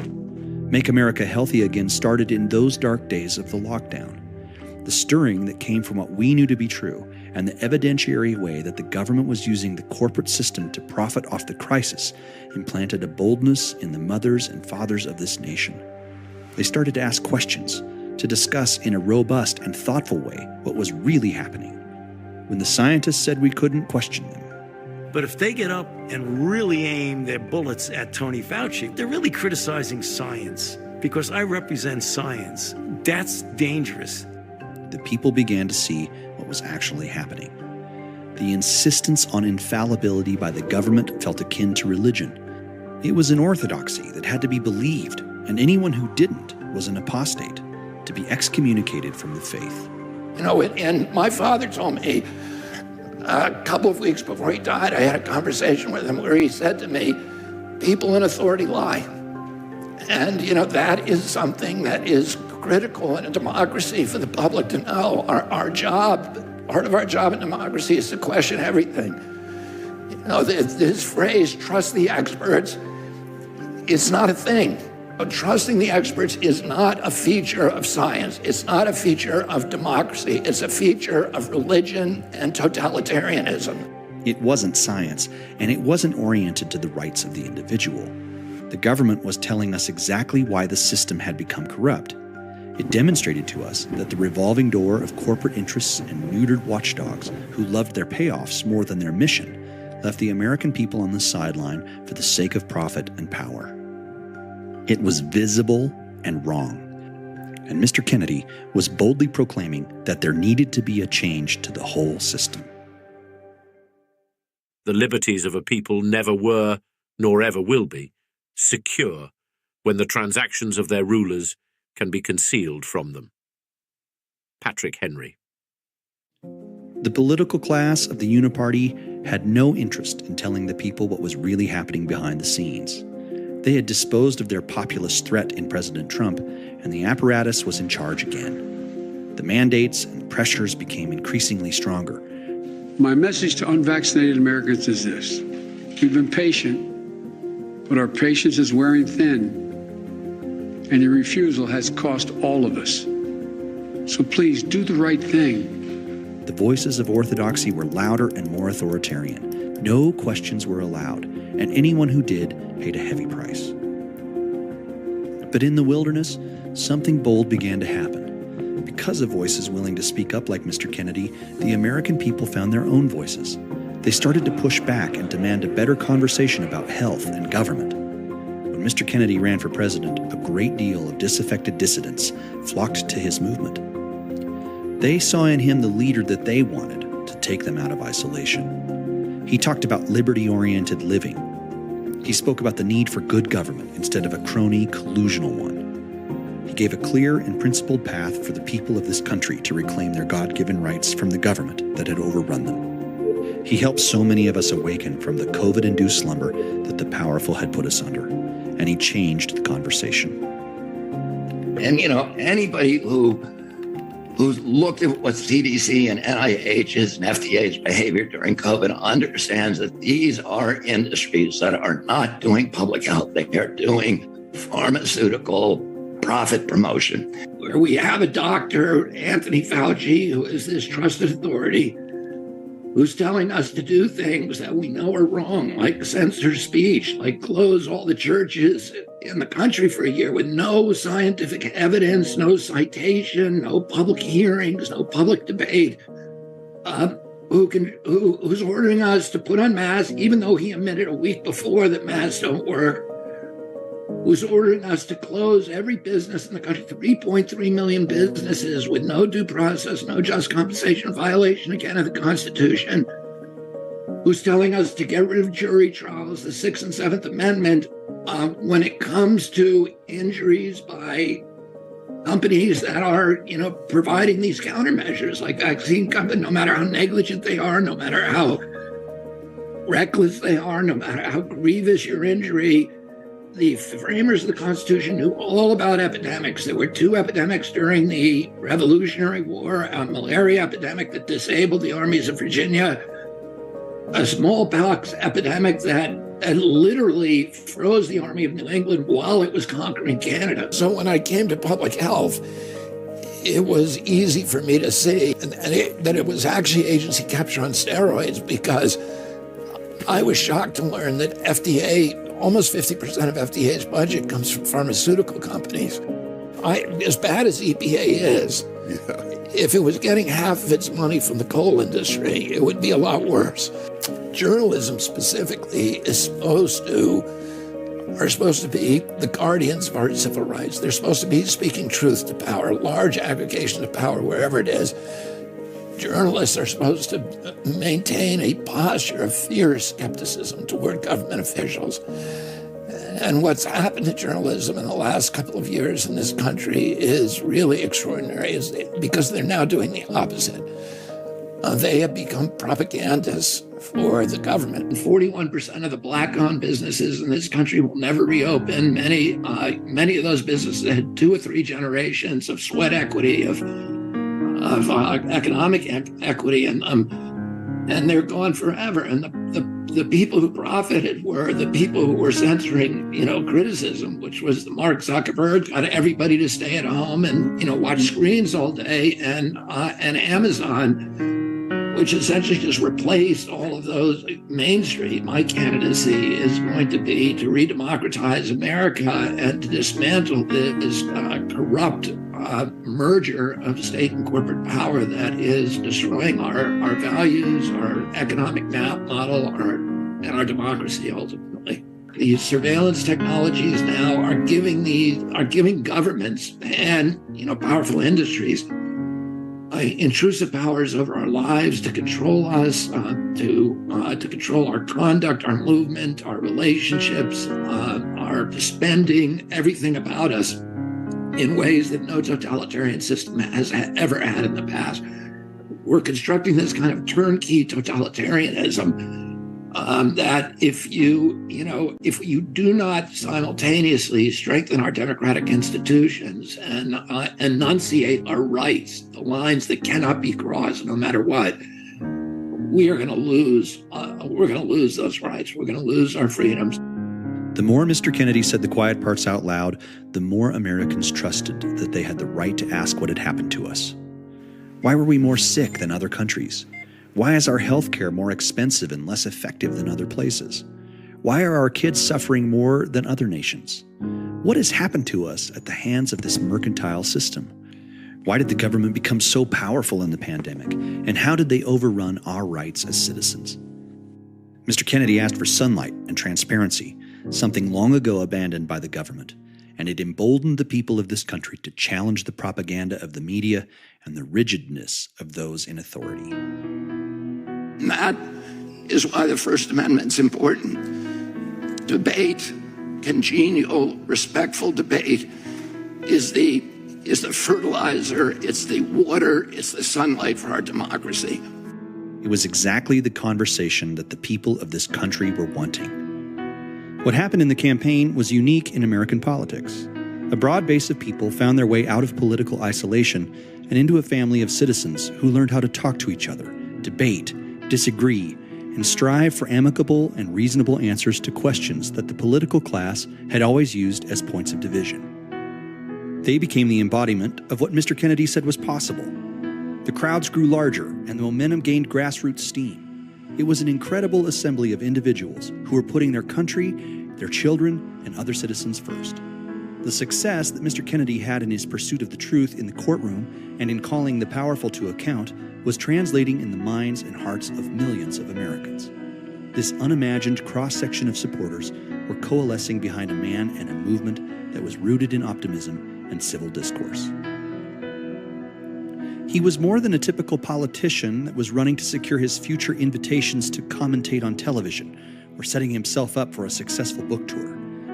This was a moment of conviction that grabbed hold of the people, and despite the long odds and fierce criticism by the press and the two-party system, the country was starting to listen. His poll numbers rose, and his favorability as a candidate and as a man were miles ahead of both candidates running. For so many of us in the movement, we saw in Mr. Kennedy a vision of what America could be under great leadership and an unwavering commitment to restoring truth in government. With each passing week, Mr. Kennedy was no longer able to be ignored. This ragtag group of political misfits, homeless Democrats, forgotten Republicans, and fierce independents were becoming a new foundation of what they hoped would become a bright American future. What we saw in Mr. Kennedy was a decent man who loved his country, but more than that, loved the people who, just as his father had said, need advocating for. Buddy, it's Robert F. Kennedy Jr., and here I'm joined by my wonderful friend Dusty, who's 26 years old and is joining us today for my rally in Long Island, and his mom, Katie, who's working on the campaign and does all my scheduling. And I want to take a moment to express my deep appreciation for every member of the autism community. Your presence, Dusty, enriches all of our lives in so many ways, and your voice is heard and valued by all of us. And I'm so grateful to you, Katie, and all the autism moms who give their lives to protect their children, to keep them safe, who worry every day about what's going to happen to this generation, this rising generation of kids, when we're no longer on this earth. And the sacrifice you make is so inspiring to me. It's inspired me for the past 18 years. It's inspired me to do what I'm doing now. It's the only reason that I'm here today doing this, because of, watching you and watching all the moms who have been the warrior moms who have fought for their kids, who have stayed home so many days and nights without taking vacations, without having babysitters, who to take care of these beautiful children and still found lives and still found the time to be politically active, to make sure that another generation of autism kids does not have to suffer. Oh, thank you, Dusty, for coming here today, and thank you for inspiring your mom to work on my campaign. And I'm so grateful to all the warrior moms. Can you say thank you? Can you say thank you, Bobby? Thank you, Bobby. As his campaign for the presidency progressed, it became very clear that those in power were not interested in a successful independent presidential run, especially one by Mr. Kennedy. He was smeared and maligned in every article. Old sins were drug up and new ones were exaggerated to make sure that he was discredited. By August, his campaign and the traction he had gathered had faded. The challenges were too great, and the risks of splitting the vote enabling a Washington apparatus win were too possible. In one of the most noble moments in all of politics, Mr. Kennedy set down his presidential run and aligned with Donald Trump. He had done so only because the causes that he had championed through the campaign, like free speech and ending the forever wars, and especially the health of our nation, were places that the former president and Mr. Kennedy united on. President Trump telephoned me a few minutes later, and I met with him the following day. A few weeks later, I met again with President Trump and his family members and close advisors in Florida. In a series of long, intense discussions, I was surprised to discover that we are aligned on many key issues: protecting freedom of speech, unraveling the corporate capture of our regulatory agencies, getting the U.S. intelligence agencies out of the business of propagandizing and censoring and surveilling Americans and interfering with our elections, or ending the Ukraine war and ending the chronic disease epidemic that is eroding our nation's vitality from the inside, and for finally protecting free speech. I feel a moral obligation to use this opportunity to save millions of American children, above all things. The transformative moment of the 2024 campaign was the day that Mr. Kennedy endorsed Donald Trump. It created a coalition that was interested in changing the trajectory of our country. It united the people around common causes. It gave mothers and fathers all around the country a viable option in their electoral politics. And the most divided country politically since the Civil War chose overwhelmingly to elect a president and a team of people who want to unwind what has been created by the bureaucratic momentum of the last 60 years. After the election, President Trump named Mr. Kennedy as his choice for Secretary of Health and Human Services. The coalition that was assembled and had helped elect Mr. Trump president saw that the unity government that had been discussed in the campaign had been honored. President Trump's promise to put Bobby in a position to create the most impact on the state of health in our nation gives many of us hope that real change is coming. Health and Human Services is the largest department in the government by budget.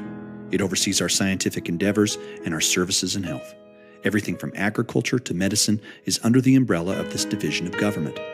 If sweeping changes can be made, the health of our nation can see dramatic impacts in a short time. Mr. Kennedy has set a challenge to see improvement in the health of our nation in 2 years. The government will be held to account for its role in making America healthy again. This is a spiritual journey for me.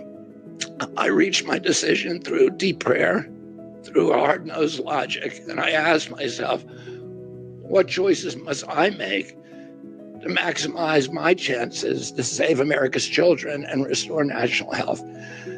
I felt that if I refused this opportunity, I would not be able to look myself in the mirror, knowing that I could have saved lives of countless children and reversed this country's chronic disease epidemic. I'm 70 years old. I may have a decade to be effective. President Trump has told me that he wants this to be his legacy. I'm choosing to believe that this time he will follow through. His son, his biggest donors, his closest friends, and all support this objective. Mr. Kennedy is the right person for this position. He understands the tricks and traps of Washington and the corporations. His willingness to expose corruption and ask questions, especially the ones no one wants to ask, is the key to changing and unwinding what has happened to our discourse as a citizenry and the health of our nation. We have to be able to ask about our food and our farming. First of all, I'm going to start using every mechanism I can to incentivize regenerative agriculture, which farmers want to do. USDA was created to keep in the control of small farmers and to ensure a wholesome food supply. USDA, unfortunately, has been captured by the big agricultural interests, by Cargill, Monsanto, and Smithfield, Tyson, Purdue, all of these giant mega industrial agriculture, factory food productions, and they're doing the opposite of what's supposed to do. They're making war on the small farmer, and they're making war on public health. No farmer wants to be in the commodity business, producing essentially fiber for us to eat and feel like we had a meal.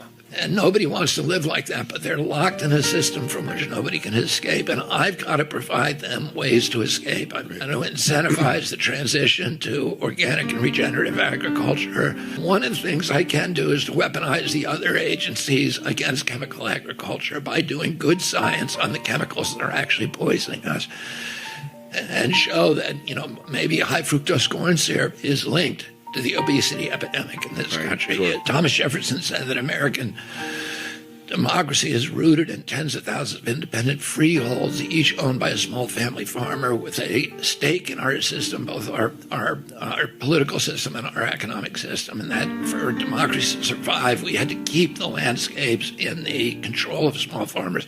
We have to be able to ask about scientific research and its ethics. And it starts with taking a sledgehammer to corruption, to the conflicts in our regulatory agency and in this building. These conflicts have transformed our regulatory agencies into predators against the American people, and particularly our children. 80% of NIH grants go to people who have conflicts of interest, and these scientists are allowed to collect royalties of $150,000 a year on the products that they develop at NIH, and then farm out to the pharmaceutical industry. The FDA, the USDA, and CDC are all controlled by giant for-profit corporations. Their function is no longer to improve and protect the health of Americans. Their function is to advance the mercantile and commercial interests of the pharmaceutical industry that has transformed them, and the food industry that has transformed them into sock puppets for the industry they're supposed to regulate. We have to be able to ask about the safety of medicines that companies create, whose motives are driven necessarily by profit, but who have been given free rein by a government that has turned a blind eye to the needs of the people it was designed to protect. Our nation needs a revolution in the health of our people. We have for too long watched as our government and the corporations they were supposed to monitor took advantage of a corrupt system that awarded them for unscrupulous behaviors. It's time to put an end to the revolving door of those interests and do the work that the government is designed to do. The most difficult battles lie ahead for Robert F. Kennedy Jr. Changing the policy of 60 years' worth of government corruption and abusive power isn't going to come without a fight. The Constitution, in Article 2, requires that the President seek the Senate's advice and consent for their appointments. The senators are charged constitutionally with maintaining the balance of power in their branch of government. So Mr. Kennedy needs to convince a majority of them that what has been portrayed in the media about his views are a caricature of what he really thinks and believes. It won't be an easy task, but we as the American people have the influence and capabilities to help our elected officials work together to change the course of government and our citizenry for generations to come. In the course of the campaign, Mr. Kennedy brought millions together who never thought they would see eye to eye. He showed people that the goal of loving the future generations more than we hate one another is the root promise of representative government in America. It seems possible that he can do the same with the leaders in Washington. So, even though the challenges seem difficult once again, Mr. Kennedy's instincts will be to bear the burden of Sisyphus and joyfully work at what he is called upon to do, and push the rock to the top of the hill again. How does someone stand up and do the right thing when they know that they're going to face great opposition?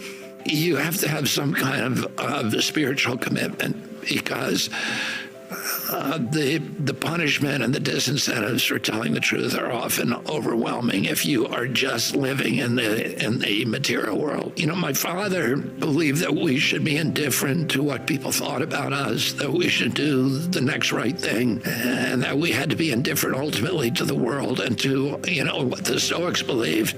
And my father was a Stoic.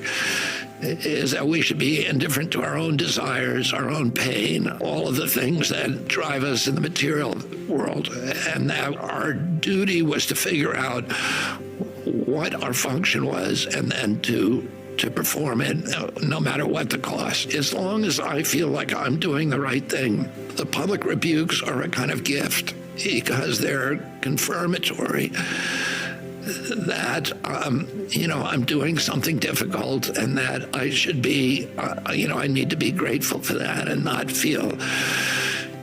never feel like a victim and never feel self-pity and never, lapse into those mires. So, for me, I'm doing what I'm supposed to be doing. I'm very confident of that. And, my only other job is to be grateful and to be peaceful.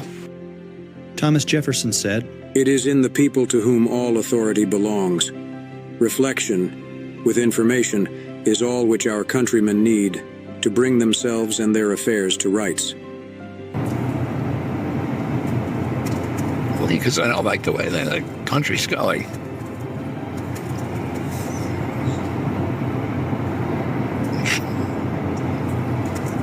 I don't like the wars. I don't like the censorship. I don't like the addiction to war. I don't like the corporate capture of our government. It's a rough merger of state and corporate power. And I think I'm in a unique position to be able to unravel it. America is ready for this. The desert experience of COVID and the long train of abuses of an overbearing government have made us aware that the time for a rebirth of the spirit of 1776 is now. The admirable assembly of men and women who want the United States to be restored to its moral and restrained leadership of Western society believe that the moment to act is now. The people that President Trump is assembling to help change the errant course we have been on are people who understand that the work will be hard. The troubles have been significant, and just because elections are won, the apparatus of Washington isn't going to disappear. America needs the people that have risen to meet the moment. The old voices from the winds of Cape Cod and the conversations around the table in Virginia have done what great words do. They have set into movement the change that the cancer of power erodes. My father used to tell us that we should always do the most difficult thing. He'd say, do the thing that scares you most. If something frightens you, maybe you should do it. Because each time you do that, it gives you the opportunity to find the hero inside of yourself. Our duty while we're here on Earth is to embrace whatever destiny befalls us. Together, you and I can turn this country around. Because I believe that together we can make the dream of a stronger, more prosperous, more united America, an America controlled by you and not big corporations, a reality. Just as in the streets of Boston, or the halls of Williamsburg, or the tables in Philadelphia from the past, America can awaken again to the beauty of liberty and the empowerment of the individual. We can be a free people, removed of bureaucratic tyranny and the self-imposed burden of timidity. We can chart our own course towards the rising city on a hill. It is our time again to find out what is in the promise of the future of America, what we can accomplish together, and what this country does stand for. Let us go forth and lead the land we love, seeking His blessing and His help. Asking His blessing and His help.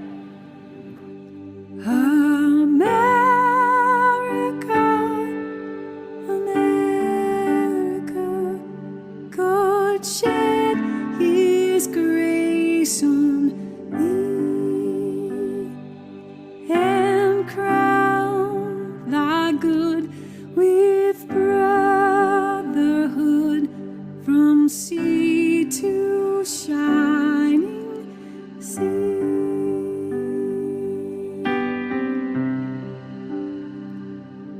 Oh, beautiful for a patriot dream that sees beyond the years, who more than self their country love, undimmed by human tears.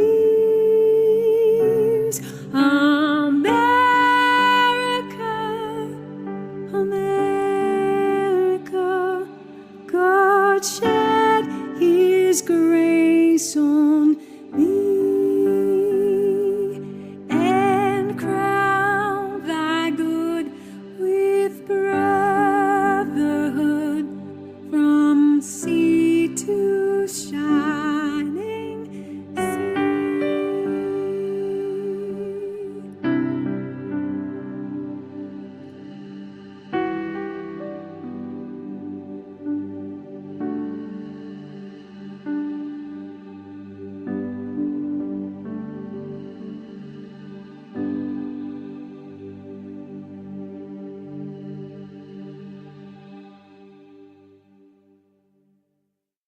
It's so weird to me because the Democrats have become subsumed in this carbon orthodoxy. And you and I have talked about this. What that's done is it's forced them to do something that you should never do if you're an environmentalist, which is to commoditize and quantify everything. So everything is measured by its carbon footprint, how many tons of carbon it produces. And the reason that we protect the environment is just the opposite of that. The reason that we protect the environment is because there's a spiritual connection. There's there's a love that we have. It's not about quantifying stuff. That's what the devil does. He quantifies everything, right? And that is, what he wants us doing. Put a number on it. And the reason we're preserving these things is because we love our children. God talks to human beings through many vectors, through each other, through organized religion, through the great prophets, through the wise people, the great books of those religions, but nowhere with the kind of detail and texture and grace and joy as through creation. And when we destroy nature, we diminish our capacity to sense the divine, understand who God is and what our own potential is and duties are as human beings. And that... I hope what you just said, by the way, is chopped up and put all over every social media platform in the world. When we destroy nature, we degrade our own ability to experience the divine. It connects us to those 10,000 generations of human beings that were here before there were laptops. The central revelation of every one of those religions always occurred in the wilderness. Muhammad who was a city boy from Mecca, had to go to the wilderness of Mount Hera. Buddha had to go into the wilderness, and wander for years and then sit under the Bodhigaya tree to get his first revelation of nirvana. Christ had to spend 40 days in the wilderness to discover his divinity for the first time. And his mentor was John the Baptist, who lived in a cave in the Jordan Valley and ate honey of wild bees and locusts. And, all of Christ's parables come from nature. I'm the vine, you are the branches, the mustard seed, the little swallows, the scattering the seeds on the fallow ground. Because that is where we sense the divine. God talks to us through the fishes, the birds, the leaves. They're all, words from our Creator. And that is why we preserve nature. Yes. It's not because of the quantity of carbon. And by the way... I feel what you said so deeply, I can hardly even express it. And thank you for saying that. The best thing that you can do for climate is to restore the soils. The soils are the solution to everything. The soil will absorb all that carbon. And it'll absorb the water. It'll stop the flooding. It'll give us healthy food. And that's what our national policy has to be.